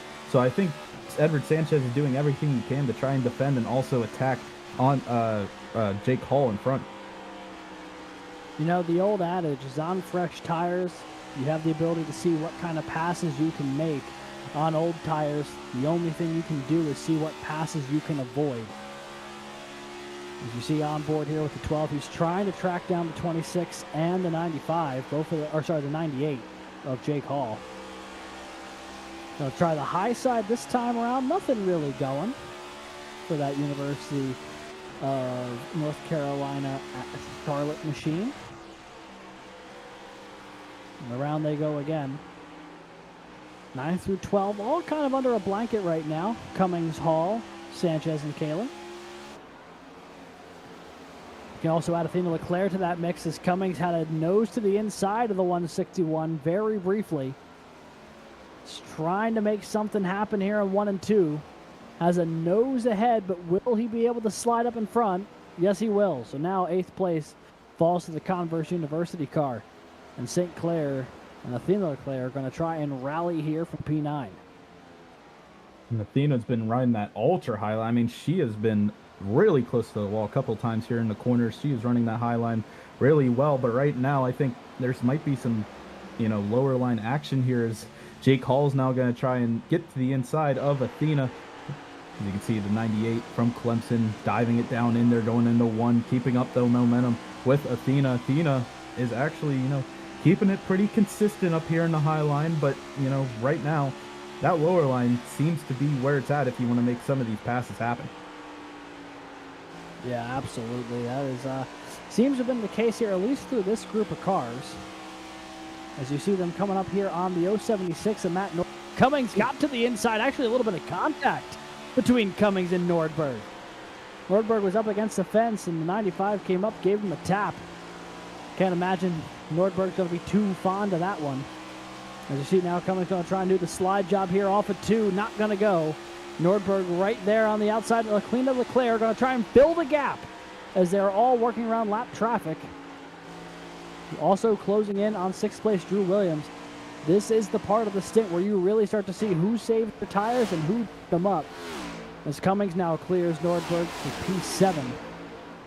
And it's closing in on Drew Williams. And meanwhile, behind them, Jake Hall, Edward Sanchez. Battle for 10th has not let up in the slightest the entire time we are watching that go on. Hall and Sanchez really have been duking it out. And, this is probably the tamest this area of the standings have been. And Jake Hall gets a little bit of the wall, it looks like, but is going to try and follow suit with Athena as Edward Sanchez looks to the inside coming out of 4. Jake Hall's going to use the momentum and that little bit of draft to get past Sanchez. But Sanchez right now is going to keep it on the bottom, keep sending it in there.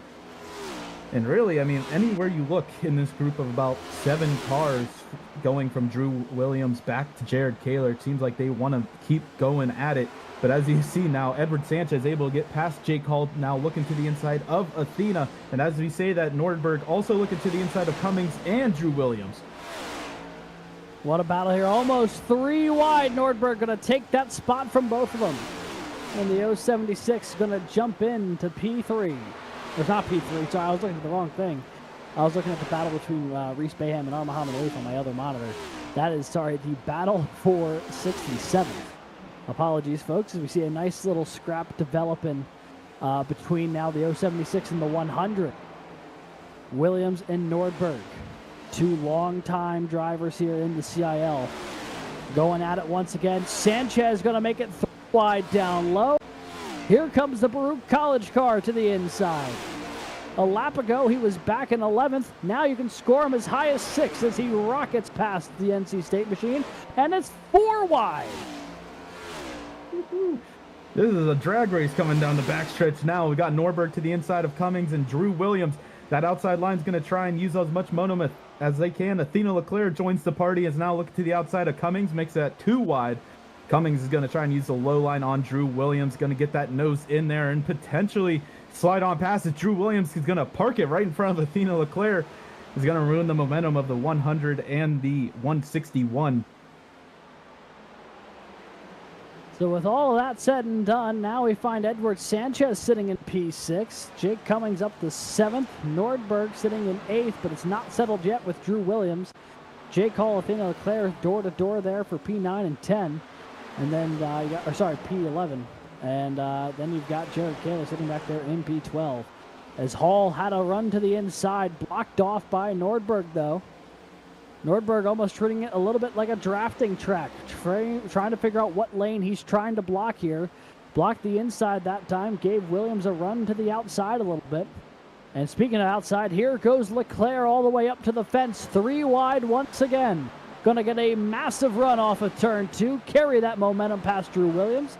Williams slots back in front of Kaler, and Hall going to shoot the gap between the 161 and the 100.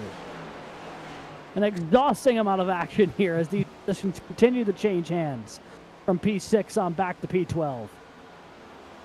And these guys, they're not settling for anything. These guys really want to make sure they use every bit of track, all the grip they can. I mean, Edward Sanchez, I'm surprised he was able to make that move on the ultra bottom line coming out of 4.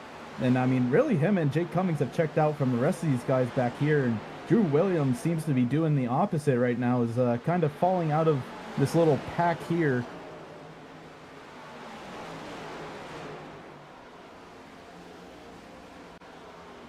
They make their way off the corner again. Nordberg going to take that high side, carry it past Jake Hall. Leclerc settles back in the 10th.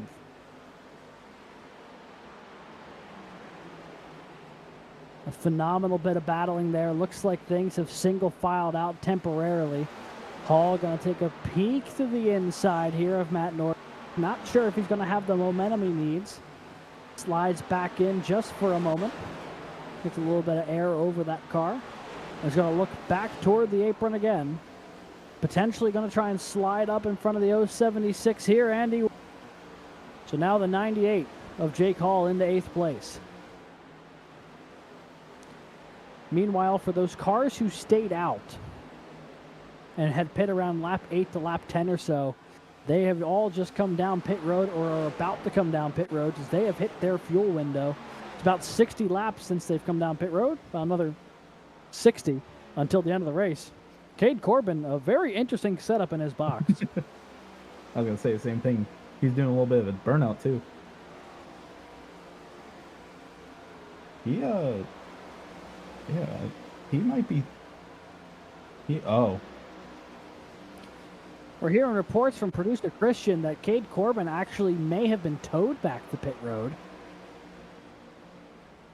Oh, he may have actually crashed into his pit box is what we're hearing. We'll have to see what happened there.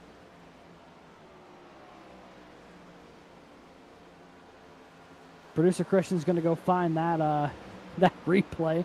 We'll see what happened to Cade Corbin. Meanwhile, back up front, this is Zach DeWale, Clint Halterman. The battle for 4th, Halterman has actually tracked down DeWale and has taken away that 4th position. DeWale settles back into 5th. He's led a number of laps here today, but is starting to fade here on the long run, which I am not saying I'm overly shocked by, given what he was saying in the pre-race show, Brad, where this setup isn't really his driving style, but I think, to your point, he may have really pushed it early, knowing how many cautions there were, and then just starting to have some issues here on the long. Well, looking back here to, I believe, Cade Corbin, he's at pit road from the looks of things, and the camera's doing a little dance here now, but looking at the Alabama Huntsville machine of the 08. Whoa! Whoa! A little loose coming out. What happened there? I don't even know if he tried turning that thing back on track. I mean, that was a heavy bit of contact, but I mean, he had a long way down. Oh, just... I mean, unless we could see the cockpit view, I almost wonder if, if there was some sort of connectivity issue where he was coming out of the corner and that thing just kept turning. You can see here, he's still, turning out of the corner. And, yeah, there's, I think, some connectivity, something there, because Cade was aiming straight for the wall. Yeah, that was wild. That'll do it.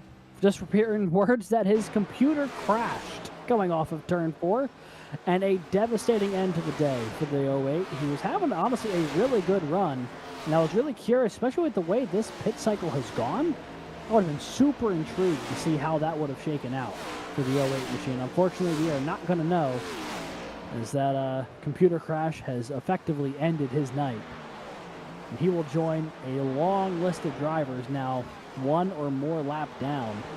Credit to about 14 drivers currently off that lead lap pace, with about 7 of them a double-digit amount laps down. And I mean, Daniel Nanny's not making it easy for any of these guys to stay on the lead lap organically. He is pulled out to about 1.5 seconds over his teammate Muhammad Alif and Reese Bayham now. And I mean, he's effectively on his own. But with green flag stops happening, I mean, anything can really happen if, Reese wants to take try and short pit his way to the lead, or, any of these guys really behind him within, back to 5th can probably short pit and try and make their way to the front. But as we say that, Athena Leclerc, Jared Kaler duking it out, coming out of 4. Jared Kaler's been sitting back trying to, do what he can. And right now he's going to try and make the move to the inside of Athena Leclerc, who's also right behind Matthew Nordberg. All of these guys really have been in some sort of battle, it seems like, the last 20 laps. Kaler's going to get right by Athena and park it right in front of her. She is going to, lose another spot, and that will be outside the top 10 as Drew Williams is also back there. And it looks like a couple cars on fresher tires are also, trying to make as much time up as they can. It has been fascinating to hear reports tonight. There's been multiple people who have had some computer issues uncharacteristically. Cade Corbin, one of them. Ethan Decatur for Valparaiso, another person who apparently had a computer issue tonight, causing their night to end prematurely. A weird bit of coincidence here. I guess you could almost put to an engine failure. A string of them here tonight for a couple of drivers who we don't typically see have connectivity issues. So that is incredibly unfortunate for both of those drivers, and hopefully those are the only 2 who are going to get affected by it. But just a weird string of luck tonight when it comes to the computer being able to handle Homestead. Maybe there's just too much raw power out on track right now. As this battle between Nordberg and Leclerc continues here for P10, they just cannot get separated from one another. And it's resulting in a really fantastic duel. Right now, Nordberg's got that 10th spot. It sounds like the 161 might be pitting this time by, potentially, or just got really loose. Either way, they were over the radio talking to the other drivers. Further into your field, it looks like we have a battle right now between Keegan Kalick and Connor Zabosian right now for the 13th position. The 2 battling out. Kalick looking to the inside of the Kettering machine, gets a little loose coming out of 2 there, is able to save it and keep up the momentum alongside of Zabosian.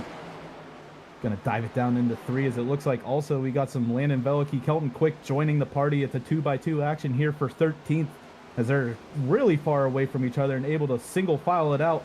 The 2 cars on the bottom line able to slide up in front of those on the top, and now Kelton Quick's gonna look to the inside of Connor Zabosian. Yeah, Quick there running that apron. Everyone else getting up toward the fence. Kalick trying to hold off. Zabosian's going to lose out to Kelton Quick. A nice job there on the inside lane. Clears 2 cars. The Ball State number 2 up to 13th. He's up 10 spots on the night. And he is looking for more here as he sets sail from that battle. Zabosian trying to hold off. Landon Velicki there for 15th, just behind him. And for the folks who came down pit road most recently before this pit cycle, they stopped around lap 28.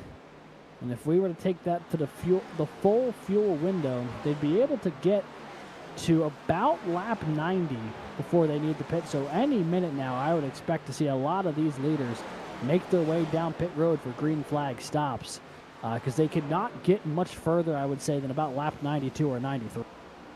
As you see there, I believe Drew Williams is going to come down pit road.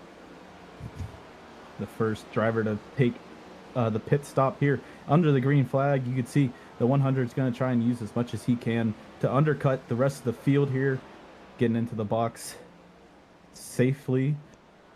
He's able to get those tires in, and now you can see he is trying to do everything he can. It looked like he was, really faulting towards the back half of that green flag run. He's going to try and use the fresh tires as much as he can, and now Muhammad Alif, I mean, he is 1.8 seconds behind his teammate Daniel Nanny, 1.2 seconds in front of Auburn's Reese Bayham. So, he's got a little bit of a gap here in front and behind, got some, fresher tires around him trying to get by. But right now, I mean, this top 5, well, really top 7 are all just, minding their own business. You're seeing more cars peeling down pit road. That was the 99 of Michael James, who's going to hit pit road tonight. As we watch here with Muhammad Alif, Alif finds himself in a bit of a tricky spot here. Obviously you want to do what you can to make sure Ball State comes home with the win here tonight, but also 1.8 seconds back is the closest anyone's going to be right now with Daniel Nanny to try and make something happen on pit strategy to try and take that spot away from the 30. Very curious to see if the 12 and the 30 come down pit road at the same time, or if they pick alternating times to try some different strategies. And it sounds like Reese Bayham coming down pit road from 3rd place. As you can see, the highest running alumni driver at the moment, Reese Bayham, is gonna try and also, I believe that's Landon Belicky on pit road as well. So Auburn doing a little bit of team orders to get some fresh tires, try to use them as much to their advantage. So you can see Reese is coming down along with Connor Zabosian and multiple more. As Alex said, around lap 90, that's when everyone's going to be coming down pit road. And I think with how everyone's luck has been so far this race, I think everyone's trying to push it just so they don't get trapped a lap down unluckily. And here comes Muhammad Alif and Jake Cummings. 2 cars from the top 10, but notably Alif pitting from 2nd, not at the same lap as teammate Daniel Nanny. So Alif will have pit 1 lap off from Reese Bayham. Curious if Nanny comes down this time by or stretches it further. As Jake Cummings now into the box. What does Nanny do here? Nanny going to come down pit road 1 lap after his teammate. It's only a 2-lap spread between Bayham, Alif, and Nanny. And right now, I think there's a couple cars trying to see if they can play the caution game. Jared Kaler, you can see from UNC Charlotte coming in as well. But Jake Hall, Edward Sanchez, Clint Haltman have stayed out, trying to see if they can potentially trap a lot of people a lap down using some pit strategy here. But right now, I mean, they're losing a lot of time on everyone coming down pit road. You can see it's a busy place to be, Alex. It certainly is. Here comes Nathaniel Leclerc, part of that incredible battle here inside the top 10. Edward Sanchez making his stop. Jared Kaler. A lot of cars now all coming down pit road. Very few who have stayed out. The leader, though, Clint Halterman, has not come down pit road yet. Here comes Jake Hall, Matthew Nordberg. 2 more cars who have had really strong nights at this point, the 98 and the 076. So very curious to see how this is shuffled out on track here. Looks like Daniel Nanny has shuffled out ahead of Alif and Bayham. Alif has shuffled out in front of Bayham. Zach DeWale, though, very much in the scrap here with Daniel Nanny. That is currently the battle for 5th, although it will cycle into potentially the battle for the lead here between the 519 and the 30. And Michael James now right in the thick of it here as he goes high. Nanny goes to the middle, or DeWale down low. Door to door as they roar through the corner. Green flag pit stops always create a bit of an interesting predicament, and we are seeing it here. Lucas Moody, Kelton Quick, Clinton Halterman, the only cars not to come down pit road from this cycle is contact between DeWale and Nanny. Door to door through 1 and 2. They are leaning on each other. And Nanny, still a little bit of roughness going down the backstretch here. DeWale definitely wants to try and stay in front of the provisional leader of Nanny right now, but I think he's using up a lot of that tire using that inside line, and Nanny's not letting him have an inch of it on that bottom line, pinching him down, and Nanny's going to use the outside line to get a little bit of momentum going down the front stretch here. But Zach DeWale roars back into the turn 1. He is going to try and do everything he can to try and take the lead away from Nanny. And right now, Nanny's going to have none of it. Going to be able to clear the 519 and take that, well, now the lead away. What I am really intrigued by is if that used up a lot of tire for the 30 or the 519. Because R. Muhammad Alif and Reese Bayham are both closer to Nanny now than when they came down pit road. The gap 1.5 seconds back to Alif and Bayham. You see DeWale has not given up on this fight just yet. He's going to change tactics here, jump for that middle lane as Nanny goes down low. Daniel Nanny looking for 3 in a row. It's not an easy feat to do. I would actually love to pull up the history here and see if that's something. Brad, is that something that has happened before? Someone winning? This is I believe you would have to go back to a Matthew Morton, I believe, to get the last three-peat here in the CIL. Let's take a quick look-see here while we've got just a moment. Matthew Morton actually has never won 3 in a row. He has won 2 in a row 4 times, but I believe you would have to go all the way back to Jared Kaler in Season 4, winning Vegas, Charlotte, and Phoenix in a row. I believe that is the most recent case of someone winning 3 races in a row here in the Garage Shop College Cup Series. Nanny looking to become one of just 3 drivers to ever do so, who potentially join Austin Farr from Tennessee and Jared Kaler from UNC Charlotte. Kaler did it in Season 4. Farr did it in Season 1. Nanny looking to do it here in Season 12. And dare I say, might be a tad bit more impressive here, given the size and scope of the league now versus its early days.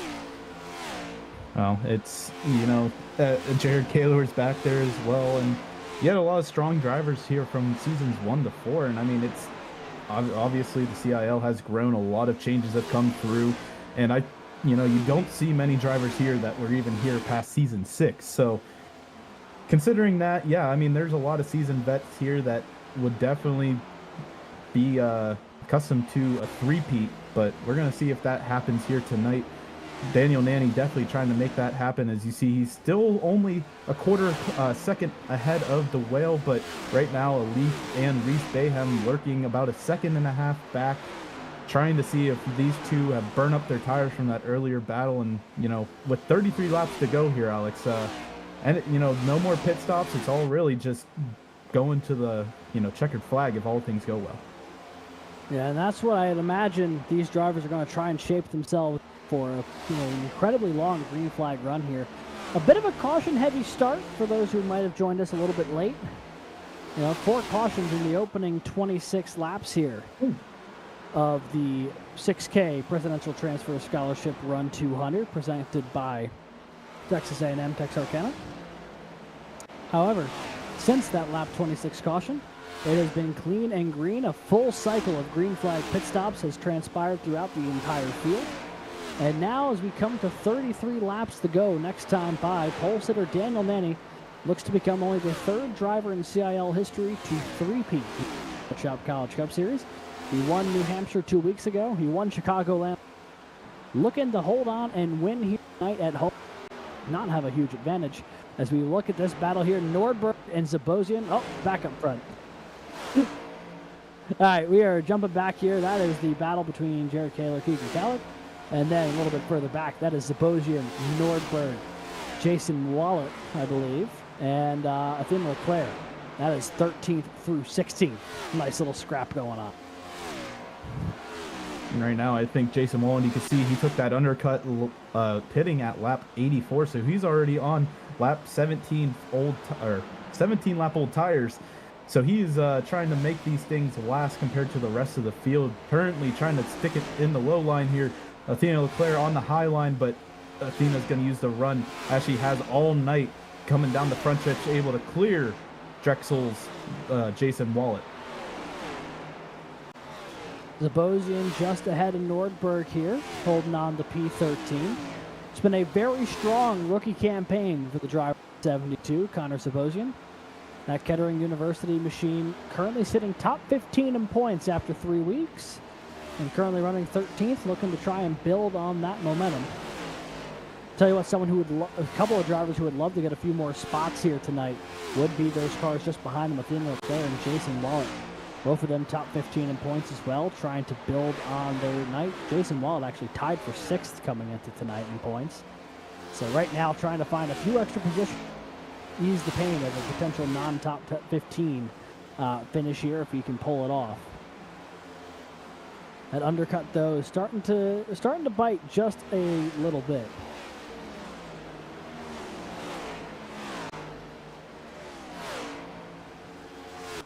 You take a look here through the field. Nordberg has cleared Zabosian. And at this point, Brad, this is really when everyone is like, all right, if we're going to run this thing green to the end, you got to make sure you don't burn your stuff up now and get caught by the rest of the field here in the closing, 10 laps or so. There's still plenty enough time to put significant wear on these tires before it's said and done, especially if you overheat them too early. Yeah, I think a lot of these drivers use that first green flag run as a trial and error, trying to see what line helps. And as you can see, Norberg gets a little bit of a rub up against the turn 4 wall. But yeah, Alex, I mean, a lot of these guys are going to have to try and use what they did in the last green flag run and try to jump on it to even, make some moves, gain some spots. If everything goes green, really a lot of these drivers can't make up more than 1 or 2 spots, as you see Norberg really trying to get everything he can out of this machine. The 076 going to take that middle lane. Zabrosian will, a thin Leclerc trying to run up high. Nothing going there as we hit about 25 laps to go in this one from Homestead. Daniel Nanny's been setting a blistering pace. He's been picking off lap cars one by one. Only 21 cars remain on the lead lap as we jump to this battle here for 6. Edward Sanchez, Clinton Halterman, a couple of playoff contenders from last year. Halterman's had a decent start to the year he's looking to build on. Edward Sanchez, after a couple of rough races to kick off the season, had a great run last week at Chicagoland, trying to build on that with another top 10 here tonight at Homestead. Looking in good shape to do so, as he currently sits P6 in the dying laps of this one. That Baruch College car trying to hold off UNC Charlotte and Clint Halterman here. That's the battle for 6th. And really, I mean, these two are the closest two really within the top 10. I mean, once you really look at it, everyone's kind of stringed out at least a second between each other. So right now, Clint Halterman and Edward Sanchez are trying to battle it out right now. A little alumni student battle for 6th place. You can see not really too much of a tire advantage here for either one, within 2 laps of each other. And at that point, it's not much at all. So Baruch currently trying to keep that 6th place away from UNC Charlotte's Clint Halterman. Halterman and Sanchez running the pretty much the same line, so not really going to get too much help from running a different line. And I think right now Clint's going to have a little bit of dirty air that's going to tighten his car up coming out of these turns. Yeah, and that will definitely play a bit of a factor. One thing that I find really intriguing is that technically these two have some of the freshest tires of anybody in the field. It's these two and then Jake Hall there in 10. I mean, granted, it's not a huge difference from, leader Daniel Nanny. 1 lap newer for Sanchez, 3 for Clint Halterman. But I am really intrigued if that is somehow something they're able to parlay to a potential podium run here to the end. You see someone like Zach DeWale, who just got passed actually by a Leaf for 2nd, on someone who's 7 lap older tires there than Clint Halterman. I could definitely see the 007 potentially running down the 519 said and done. If this thing goes green to the end, as you see a Leaf here trying to clear whale, has not officially done so yet. Going to slide up here potentially off of 4 and just going to have enough room to make that pass work. So he'll settle into P2. DeWale falls back to 3rd. It's been a really strong run tonight for the 519, but on the longer run, he just does not seem to have the pace that those Ball State Cardinal machines do. Daniel Nanny's long run pace especially has been exceptional tonight. Yeah, I don't think anyone can really shape it up to Daniel Nanny's long run pace. He's, as you can see, checked out from the 3 cars behind him for position. So right now it's Daniel Nanny's race, and if anything, Ball State 1-2. But I mean, really, once you get back, Zach DeWale, Reese Bayham, both of these guys still fast, still have the tires. You see Wesley Shaw, Brandon Schoenberger also in the mix here. But these guys have speed. It's just, with this green flag run, with this setup, and, DeWale's not particularly seems like he's fashioned with the setup, so he is trying to do everything he can to stay within reaching distance of at least a Leaf, but also trying to protect that podium position from Auburn's Reese Bayhem, who I believe has not had a podium finish yet this season. He is incredibly close to getting that first podium here, as he's about half a second off of Zach DeWale and on slightly fresher tires. As you see, Sanchez and Cummings going to war there on the timing table, P5 and P6. They just traded that spot. You see now we're on board with this battle for second. Muhammad Alif, Zach DeWale. Alif pulling away a little bit and starting to reel in teammate Daniel Nanny just a little bit, maybe benefiting a little bit from the draft of Brandon Schulenberger up ahead. This has not been a great night for the driver of the 7. Brandon Schulenberger finding himself currently in 31st, 11 laps down, although he is just one of a number of cars who have struggled here tonight. Looking at the field here, Brad, 38 entrants in tonight's race, only 20 currently find themselves still on the lead lap as we find this battle here, 5th, 6th, and 7th. A great battle developing between Jake Cummings, Edward Sanchez, and Clint Halterman. And they've been battling traffic this entire time through their own battles, and they got clear of the traffic. So right now, I mean, this is a battle for your top 5 position, and you have no one behind you. You have 7 seconds back to Logan Smith and the rest of those guys back there. So these guys have, you know, everything to lose, well, nothing to lose really, unless they end up causing a caution doing it. So these guys, you know, Jake Cummings having a mirror full of Baruch and UNC Charlotte. Both of the drivers behind him have been fast in the past, and Clint Haltman now looking to the inside of Baruch. Edward Sanchez getting that momentum down the front stretch, and Jake Cummings watching this all unfold in his rearview mirrors. Edward Sanchez taking it all the way up to the wall to try and use everything he can to get the run down the backstretch, and he's going to get that nose in there to the outside of Jake Cummings and take that 5th position away. And now Clint Halterman is going to take the 6th position away potentially from Jake Cummings. A phenomenal move there. 6 of Edward Sanchez got all the way up to the fence, let it rip, and was just able to get a nose alongside and carried that momentum down the back straightaway to move into P5. Halterman going to slide by for P6 as well. And that's exactly what you need if you're those two cars on the slightly newer tires. Don't get hung up too long on the car out there on slightly older tires, and just keep going the work, doing what you need to, and picking them off one by one. Under 20 laps to go here from Homestead, Miami. Daniel Nanny leads by 1.5 seconds over teammate Muhammad Alif. All eyes right now on this little battle between Sanchez and Halterman. They've been running nose to tail up through the top 10 since that green flag pit cycle. And at this point, you know, they've got to P5 and P6, but they have some work to do if they're going to gain any more. They are 4 seconds adrift of Reese Bayham in 4th. And right now, I mean, Reese Bayham's knocking on the door of a podium position. And as I say that, he is battling it out with Zachary DeWale nose to nose, coming through 3 and 4. DeWale on the outside, Reese Bayham on the inside. Auburn's trying to make their first podium ever here in the CIL. Yeah, well, first one on a non-restrictor play track, I believe. Yeah. Logan Smith had that one podium finish at Talladega, I believe, last season. But this would, to your point, be Reese Bayham's first ever podium here in the CIL, and Auburn's first on a non-restrictor play track, which is significantly more difficult. Sometimes you can luck into those podiums at super speedways. I would know. I've done it here. That's my only one at a super speedway like Talladega. You see here, door to door, about 14 laps to go. Bayham and DeWale, 2-lap tire differential between the two. The 334 are going to try and slide something up here off of turn 2. Oh, an aggressive from the 334, and he'll take away 3rd spot.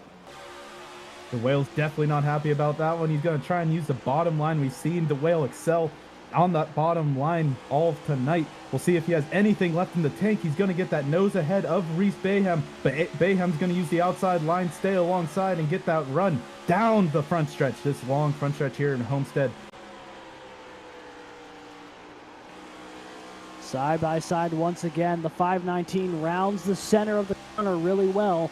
But here comes the 334 roaring back on the outside. Not only is this the battle for the final spot on the podium, this is for the alumni class win as well. Auburn and St. Clair going the war here with less than 15 laps to go.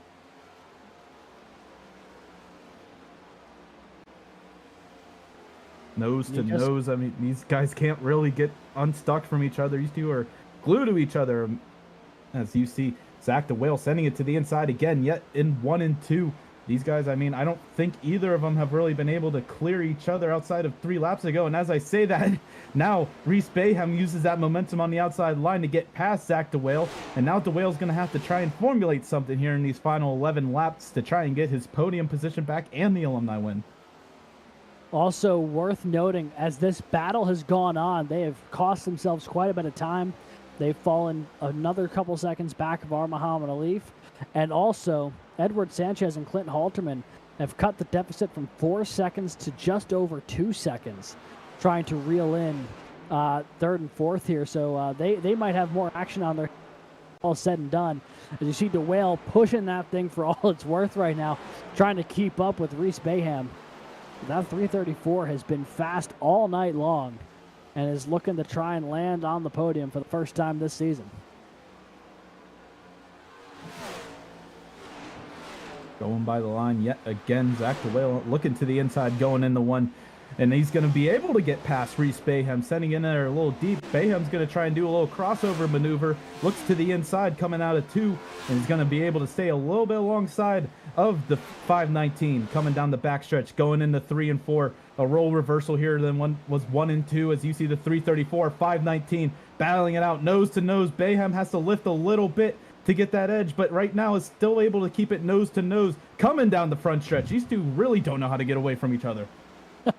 Absolutely glued to each other here in the battle for the final step of the podium. Side by side, Zach the Whale, Reese Bayham. What a duel here for position number 3. Laps ticking away. Fifth and sixth place, Sanchez and Halterman reeling them in just a little bit at a time. That gap now just over a second and a half. If they maintain this side-by-side battling, there is a chance that those two could get there before it's all said and done. It's been a very physical, or it's been a very intense, but a very clean battle between the 519 and the 334 to this point, and has not been overly physical, not a lot of contact, but a lot of really tight quarters racing, not giving each other an inch, as Bayham slides back in front of the Whale here to take away third spot, but opens the door to the inside. Here goes the Whale again, diving down low. I think I've seen this one before, you know, as of about 2 laps ago. Now DeWale looking to the inside of Bayham. You know, we're on repeat right now because DeWale and Bayham have been battling for about, I would say, about 10 laps now. But now they're finally in a single file going into a turn as Bayham takes the little bit of edge going in the 1. But now DeWale's going to try and use that wall, the high line, and try to get a momentum. And I think Bayham's going to give him that outside line and get that nose in there. And now nose to nose going into 3 and 4. Here we go again. DeWale up high, Bayham down low. This duel will never end. It may seem as now a little bit of lap traffic. Who's going to use him as a pick? Godinez says nobody and bails out. Lets the two of them go to war here. And honestly, a classy move there for the 808, seeing what was at stake here for those two guys. This battle has been incredible, and next time by, it'll be only 5 laps to go. Daniel Nanny 3 seconds clear of our Muhammad Ali for the potential race win, but we have ourselves an absolute war for third place here. And I tell you what, Brad, don't look now, but within a second is Edward Sanchez and Jake Cummings and Clint Halterman. They're about to maybe be getting into the draft of these two, and this could become a very interesting fight for the final step of the podium. They got 4 laps to figure this thing out, and I don't think that's enough time for DeWale and Bayham. They have been at it for at least 11 laps now, and that's opened the door for, you see the 3 cars back there of Jake Cummings, Clint Halterman, and Edward Sanchez now entering the picture, but now DeWale's able to get in front of Bayham for the time being for that last podium position. Bayham's going to have to formulate something now to get back to that third place position. And now also, I think that opens the door for Edward Sanchez to also think, if they're going to stay side by side, how am I going to enter the picture? And also, Clint Halterman, Jake Cummings, I mean, all of these guys have been really fast tonight. Here comes that trio just behind him. They are fully in the draft now. I'd imagine Edward Sanchez is going to be right on the scene with these two coming off of turn 4. DeWale is holding off Bayham for now. Halterman trying to hold off Cummings for P6. When it's all said and done, they might be fighting for a podium chance as well, as these 5 cars are all converging. And that battle for the third spot. 3 laps to go. Cummings going to shoot high, trying to get around the 007. Sanchez goes low. He's going to try to find his way to potentially the inside of Reese Bayham there through 1-2. Nothing going, but he gets another 10th closer down the back straightaway. And now Jake Cummings is going to try and take the inside of Clint Halterman in the 3 and 4. All of these guys are trying to take everything they can. They realize there's only 2 laps to go now, and these guys are potentially going anywhere from 3rd place back to 7th. So this is a 5-car tango right now, trying to figure out who wants that 3rd place position. DeWale has it for now. Bayham now under attack from Jake Cummings, trying to hold off the 95 for 4th. A block to the outside wall. Single file as they roar down the back straightaway for the penultimate time. Cummings now looking to the inside of Bayham. The 334 didn't throw the block in time. Side by side for 4th is Cummings and Bayham. White flag is out, presented by the Makoni Setup Shop, your homes for setups, paint schemes, coaching, and more. Now Cummings going to dive to the inside here for 4th. He's going to look for 3rd as well. And as we take a look at this battle off of 2, going through 3 and 4 for the final time tonight is Daniel Nanny, and he will go back to back to back. Daniel Nanny is going to win here tonight at Homestead Miami Speedway. 3 wins in a row, and this battle for 3rd is going to come down to this. DeWale and Cummings, I think. Zach DeWale took 3rd. Phenomenal battle there in that 5-car battle for 3rd. But Daniel Nanny, a dominant effort up front, is going to win by 3.2 seconds tonight over DeWale and Cummings. A phenomenal drive from the Ball State driver. And there's between Edward Sanchez and Reese Bayham, not even 100th of a second between them two for the 5th place position. 9,000ths of a second separated those two, and Clint Halterman just right there as well. I mean, really, 3rd place to 8th place battle was the best you're going to see here from the CIL. I'm telling you what. That was some incredible stuff there in the closing laps. Not to take away from the effort that Ball State put in tonight. Daniel Nanny 1st, R. Muhammad Alif 2nd. A phenomenal drive from those two, but an unbelievable battle there for 3rd place. And those closing laps was a ton of fun to watch. But Daniel Nanny going to enjoy this victory and join some rarefied air here in the Garage Shop College Cup Series. One of only 3 drivers to ever win 3 in a row here in the Garage Shop College Cup Series. And with that win, moves into sole control of 3rd all-time in total CIL Garage Shop College Cup Series victories.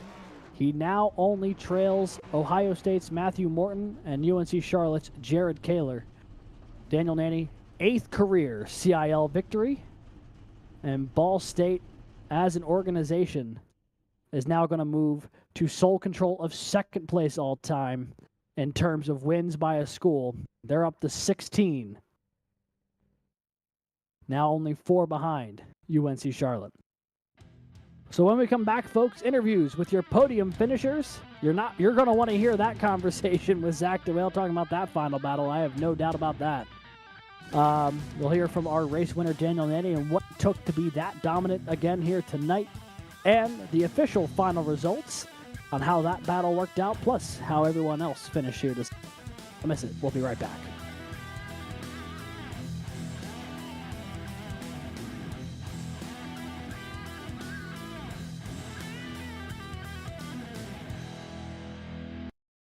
Racing isn't easy, but experiencing it is.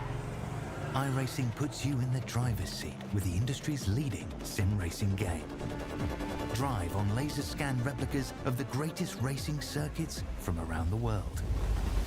Go head-to-head against other drivers chosen by skill-based matchmaking to ensure competitive racing at every level. Compete across all your favorite series. In officially licensed cars, engineered to deliver the most accurate driving experience possible.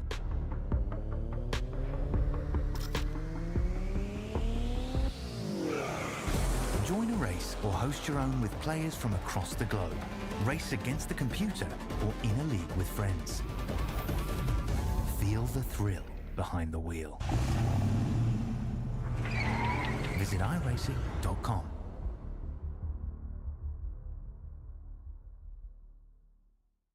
When you want to be the best, you can't settle for the rest. For anything on iRacing, there's just one name you need, Makoni. With the launch of Makoni Entertainment and Makoni Competizone alongside Makoni Setup Shop, we now provide the best of the best in setups, paint schemes, coaching, broadcasting, and event organization. With cars across all 4 license classes, we have what you need to hit the track with confidence.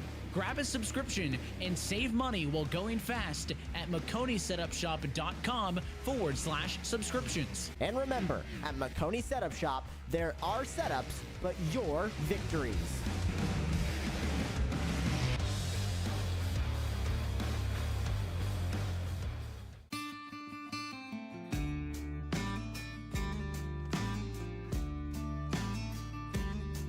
Hello, my name's Aaron Brown from the Garage Shop in Denver, North Carolina. We're here at the famous Bonneville Speedway in Wendover, Utah. One of the most harshest environments on the planet to race in, and that's why we need the best tools Snap-on has to offer. What we use here to pump up the oil in our race engines to prime them is this Snap-on screw gun. With its variable speed and high torque, this allows us to spin our oil pumps up to 1,500 RPMs, creating 70 pounds oil pressure, which helps us get everything settled in, nice and happy, and turn the hot oil through the engine. Compact, lightweight, and able to fit in really tight spaces. Its 9-position clutch allows us to torque things, nuts, bolts, from 8-inch to 50-inch pounds. Small size and high performance helps us get into many places on a race car where normal tools can't. Under the dash and the engine compartment, we also use this to drill a lot of holes in very tight spots.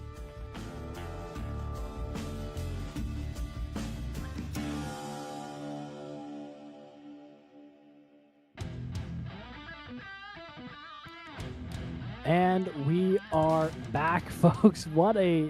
I am in just disbelief. I mean, there's a lot that we're going to dive into here in a second, but a phenomenal finish, 3rd through 7th there, all within a couple tenths of a second, and also history in the making. Daniel Lanny becoming just the 3rd driver ever in Garage Shop College Cup Series history to win 3 in a row. It's been an incredible start to the year for the driver of the 30.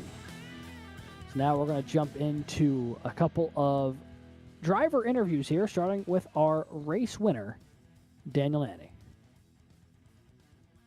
Hey there, Daniel. This is Alex and Brad up in the booth. You got a copy? Yes, sir. Daniel, I feel like we're getting used to talking to you up here. It's been a ton of fun. What a streak you've been on lately. 3 in a row. Just the 3rd driver ever in Garage Shop College Cup Series history to win 3 races in a row, 3 points-paying races in a row. I mean, talk to us about your night. It just seemed like your long run speed was on another level. Yeah, I was just using the Coke Series line because I knew it was going to be fast and save post, and it paid off, as you can tell. I mean, it was a masterclass to watch. I mean, anytime we cut to you, you were just setting sail from the field. And for good reason. I mean, just on rails tonight. I have to ask you, because the only time really that you weren't the per se dominant car in the field tonight was that early little stretch of time after that final caution we had tonight. So I guess like 30 to 55 or so, where you were trailing the 519. Was that something where you were just trying to save your tires for a longer run, or did you find something over the course of that run that made you improve your pace? From watching the 519 from behind him, he was loose even like at the beginning of the run, so I knew that he was gonna burn his stuff up.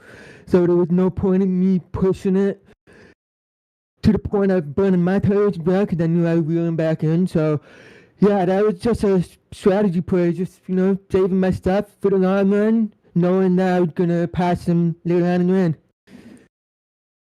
And that you did.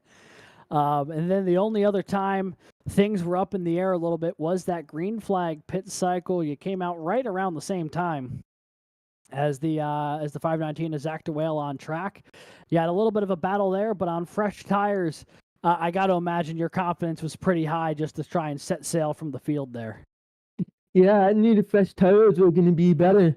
He pitted like 4 or 5 laps before I did, so I just put it off and waited for the right time to pit and put away. And that you did, and put on a decisive victory in the process.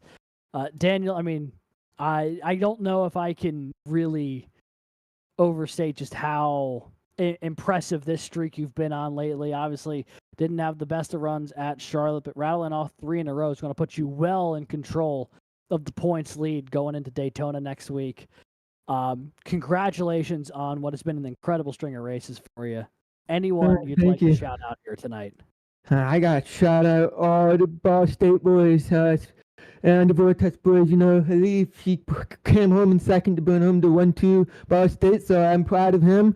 He's been putting in a lot of hard work to try to keep up with me and learn from me, and yeah, he's gonna beat me one of these races. I can see it, and I can't wait for that to happen. And I have to shout out all the sponsors and the car.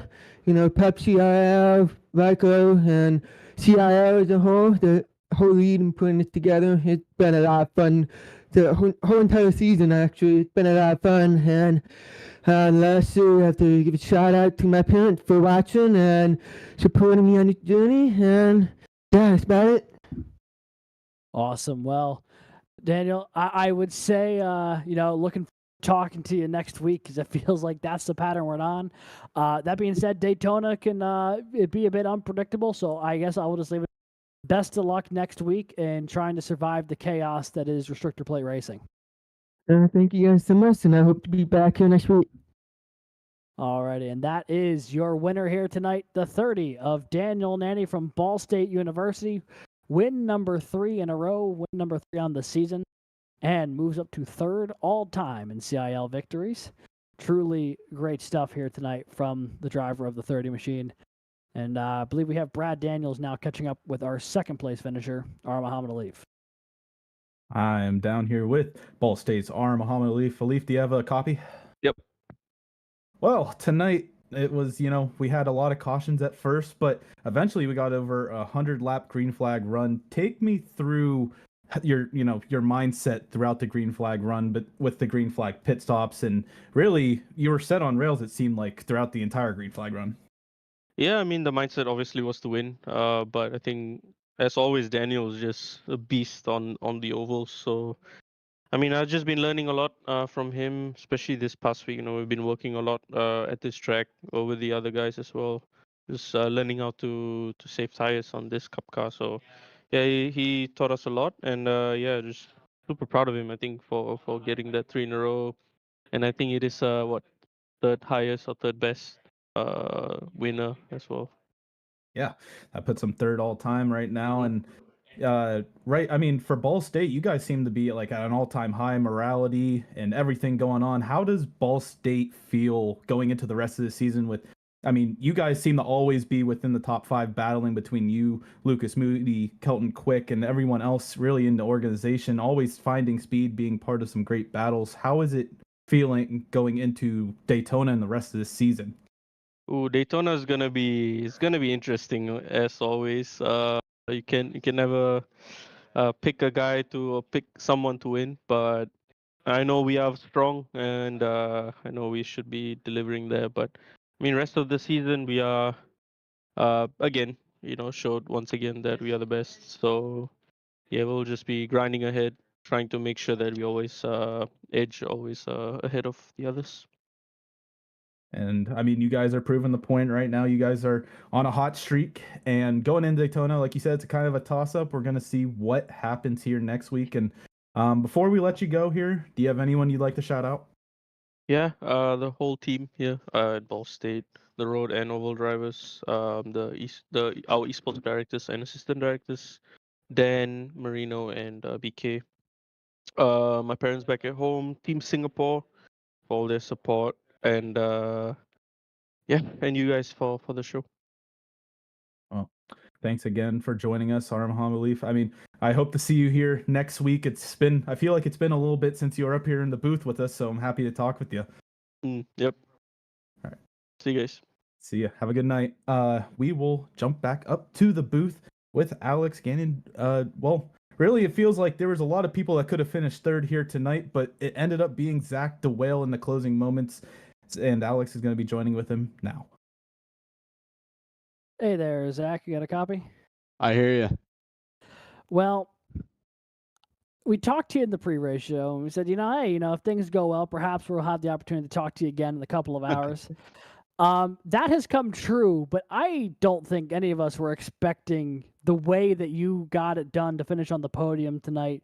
What a war between you and Reese Bayham in the closing laps. Talk to us about that battle over the closing, I don't know, 30 laps or so. I mean, that was just unbelievable. Dude, I don't think I breathed that whole last 15 laps. I looked back, I don't think there was one lap from like 117 on where we weren't side by side at some point. It was insane. Like, lots of respect to Reese. Dude put up a hell of a battle. We kept it really clean. I don't think we touched each other once that whole time. Lots of back and forth.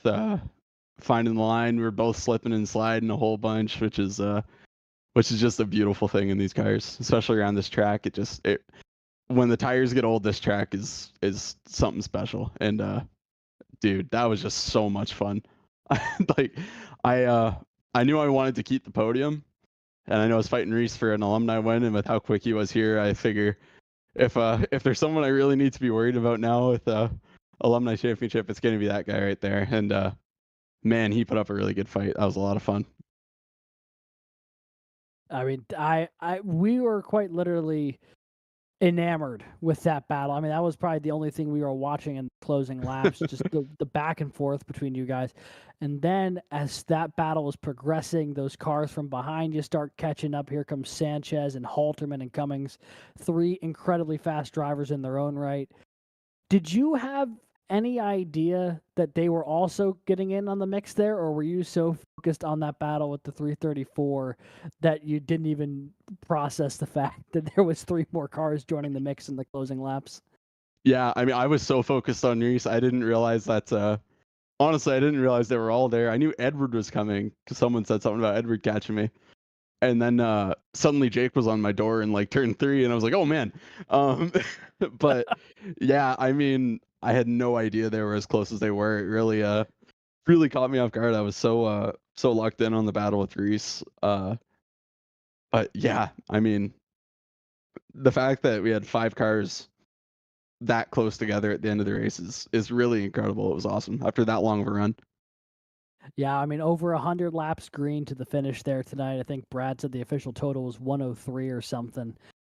Just a stellar run to the end, and then you put up just an unbelievable battle there at the end. Also, I believe led the second most laps here tonight. Had a good bit of laps led in the early going. What was the difference maker that had you up front early on that just didn't maintain through the back end of the race? I think at the start of the race, at least my short run speed was really where I was shining. I thought, man, I said to Alif in the waiting room, that first however long that first run was after we got through those couple cautions, I pulled out to like second half lead, and I was like, man, I'm cooking. And then probably 20 laps later, they were 5 seconds up the road ahead of me. And yeah, I mean, the short run speed was really, really good for me today. I think if we got a late caution, I might have been able to do something with those Ball State guys. But yeah, it came down to tire wear at the end of the day. Those guys were really good on their tires. And I didn't have that long run speed figured out until it was a little too late. I mean, it was still just a phenomenal race for you tonight. I mean, it was just a ton of fun to watch. I believe third podium in 4 races this season, at least second. I think so. Yeah, I believe that's right. Third in a row for sure. Yeah, so it's I mean, just I a think really good streak yeah. you're on at the moment. What has led to this? Dude, I'm just I've had enough losing. I want to win. I got to win some races at the start of my CAL career, and it's been too long. I'm getting tired of losing, man. I'm ready to be back in that winner circle. You keep knocking on the door. I mean, you can only finish on the podium so many times before one of them is going to break through. Zach, I mean, congrats on the run tonight. Thanks for putting on a hell of a show for the folks at home. Anyone you'd like to thank or shout out tonight? Yeah, of course. Once again, Emily, Riley, Bill, excuse me, Trent, Chloe, Jordan, everyone watching. I'm glad we could put on a show after that long run. I thought we were going to get a pretty calm finish once we got through the green flag stops. But everyone got bunched up at the end, and I'm really happy to put on a good show like that. That was just some incredible racing. Super happy with how it turned out. Yeah, it was a ton of fun. Well, Zach, thank you so much for jumping up here in the booth. Congrats on an incredibly hard-fought podium finish, and potentially talk to you next week at a track you've won at before here in the CIL. Yeah, we're looking forward to it. Daytona should treat us pretty good if we can stay out of trouble. Hopefully, Atlanta's the same. Alrighty, you have a good one. Thanks, buddy. You too. And that is Zach DeWale, our third place finisher here tonight from St. Clair College. Also, your alumni class winner. And with that, tonight's final results here from the 6K Presidential Transfer Scholarship Run 200 presented by TAMUT Esports. Daniel Nanny, you're a winner here tonight by 3.2 seconds over Muhammad Ali. A dominating win over the long run. I mean, that car was just dialed in on those long green tonight and just was absolutely dialed in. Our Muhammad Ali for Ball State rounds out the Cardinal 1-2 with a second place finish. Zach DeWale in an incredibly hard-fought podium finishes third, and you can just see the gap there, third through seventh. 8.89 seconds back of the leader to 9.1 seconds back of the leader. That is the gap between third to seventh. It's less than 0.3 of a second between DeWale, Jake Cummings from Converse, Edward Sanchez from Baruch College, Reese Bayham from Auburn, and Clint Halterman from a phenomenal drive. Jake Hall from Clemson with a great run tonight. He'll finish. Matthew for NC State in 9th, and Jared Kaler rounds out the top 10 for UNC Charlotte.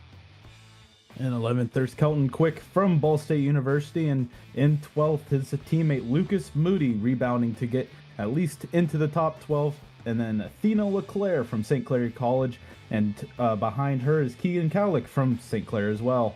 Logan Smith from Auburn University finishes 15th, and 16th, Drew Williams from Clemson, and 17th, Landon Velicky from Auburn, and behind him, Connor Zabosian from Kettering University, and starting for first car lap down, Jason Wallet finishes 19th from Drexel University, and Dylan Godinez finishes 20th from the Pennsylvania College of Technology. 21st tonight will be Texas A&M Texarkana's Wesley Shaw. Ben Neller finishing 22nd for Ball State. Michael James 23rd for Drexel. FIU's Esteban Munoz 24th. Andrew McManus 25th for Toledo, along with teammate Nathaniel Cronin 26th. Dwayne Young finishes 27th tonight. Grant Schiller 28th. 29th will be Nick Henley, and 30th, Nick Stockner.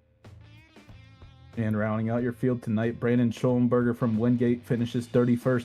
Josh Guillembrone from Rowan Cabarrus Community College finishes 32nd. Cade Corbin finishes 33rd from the University of Alabama, Huntsville. 34th is Ethan Decatur from Valparaiso University. Garrett Vighton from Arizona State finishes 35th. Ricky Paz in 36th from East Carolina University. And in 37th, Andrew Burrell from Clemson University. And rounding out your field tonight, Roger Primo from Paul Smith College. And with that, that's just about going to do it here from tonight's coverage from Miami. Brad, I'm just going to leave it as, when's the last time we had a battle as captivating as that one at the end there? I mean, we've had some phenomenal race. We've had some phenomenal races this season. But like a two-car battle that lasts as long as that did with so many different times that they've traded positions, unbelievable. Yeah. I'm out of words. Yeah, I honestly could not give you any recent thought. I mean, we've had a lot of great finishes last year that, were around the same amplitude of that. But, I mean, really, on a green flag run, especially 100 laps in, getting 5 cars in a quarter of a second is astounding, no matter the position. And those guys battled it all out to the end. And, I mean, props again to Daniel Nanny for his three-peat and all of Ball State with a leaf. Lucas Moody rebounding, and Kelton Quick having a great day. So, I mean, I think everyone leaves Homestead tonight a winner pretty much, outside of those who got, some of the vice curse hit upon them. And hopefully Daytona will treat a lot of them better. Yeah, you're right. It's going to be a rough time if you're relying on Daytona to be the good energy in the world. But, alas, that is where we're headed next week, folks. Daytona International Speedway, the Daytona 250. Coming up next week, February 17th. Show starts at 8:30 p.m. Race kicks off at 9. I mean, that's going to be a wild one. Anyone in this field can win it. And if tonight's any indicator, I mean, we have a lot of cars who can show speed at a moment's notice. So who knows how that one's next week. But if that is too long of a time to wait for the next race, we've got some college going on this week at Long Beach. That'll be a fun one. The iconic Long Beach Street Course going to be the host of the 4th race of the season for FC. That'll be Wednesday night, February 12th at 9 p.m. And we have a couple of other, races here in the Sports Car Challenge, Short Track Showdown. Those ones are not broadcast, though. Those are member exclusive. So if you want to participate in those, feel free to sign up. Our Discord is publicly available online. And the schedule will be posted at any point. You also see it scrolling through here. I believe, actually, that Short Track Showdown one is tomorrow night at Southern National. So if you have any interest in doing some late model stuff, you might jump into that Discord today so you can get involved in that race tomorrow night. But yeah, that's about it from us. So, Brad, any final thoughts before we call it a night? I mean, it was a great racing this week here in Homestead, and now we go to 2 restrictor plate races where everyone's going to be battling for everything, and there's going to be like 30 cars within a second of each other. So if you thought 5 cars within a quarter second of each other was intense, just wait till the next 2 races. Yeah, when we stack them all together and say, all right, deal them out, who's it going to be? Well, for everyone here at the CIL, for producer Christian Hill, my co-commentator Brad Daniels, I've been Alex Gagnon saying thank you so much for tuning into this race. It's nice having you around, and we'll catch you next week at Daytona for the Daytona 250. Good night, everybody.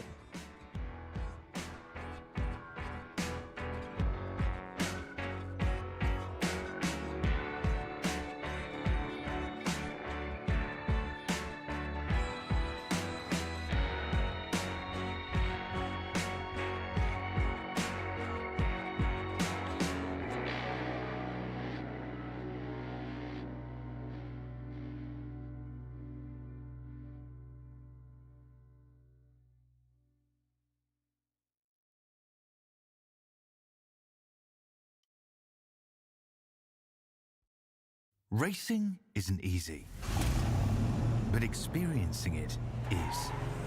iRacing puts you in the driver's seat with the industry's leading sim racing game.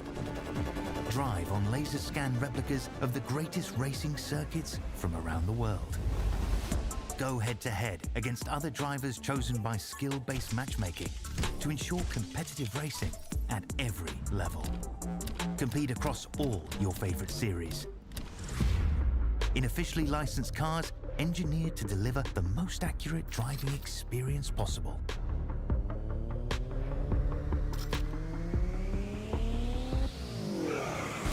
Join a race or host your own with players from across the globe. Race against the computer or in a league with friends. Feel the thrill behind the wheel. Visit iRacing.com.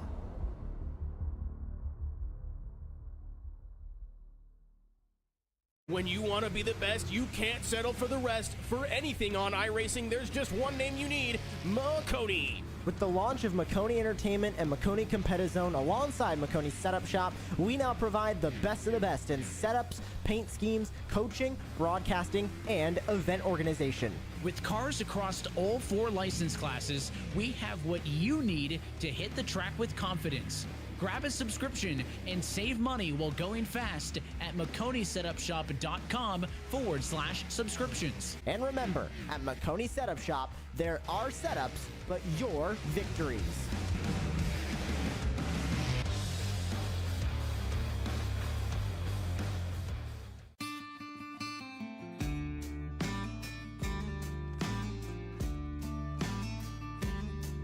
Hello, my name's Aaron Brown from the Garage Shop in Denver, North Carolina. We're here at the famous Bonneville Speedway in Wendover, Utah. One of the most harshest environments on the planet to race in, and that's why we need the best tools Snap-on has to offer.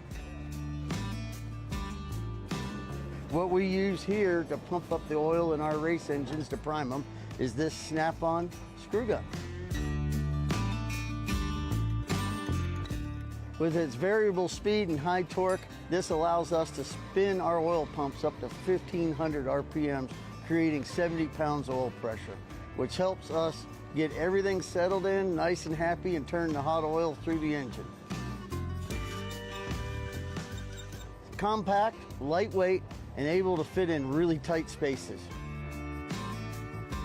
Its 9-position clutch allows us to torque things, nuts, bolts, from 8-inch to 50-inch pounds. Small size and high performance helps us get into many places on a race car where normal tools can't. Under the dash and the engine compartment, we also use this to drill a lot of holes in very tight spots.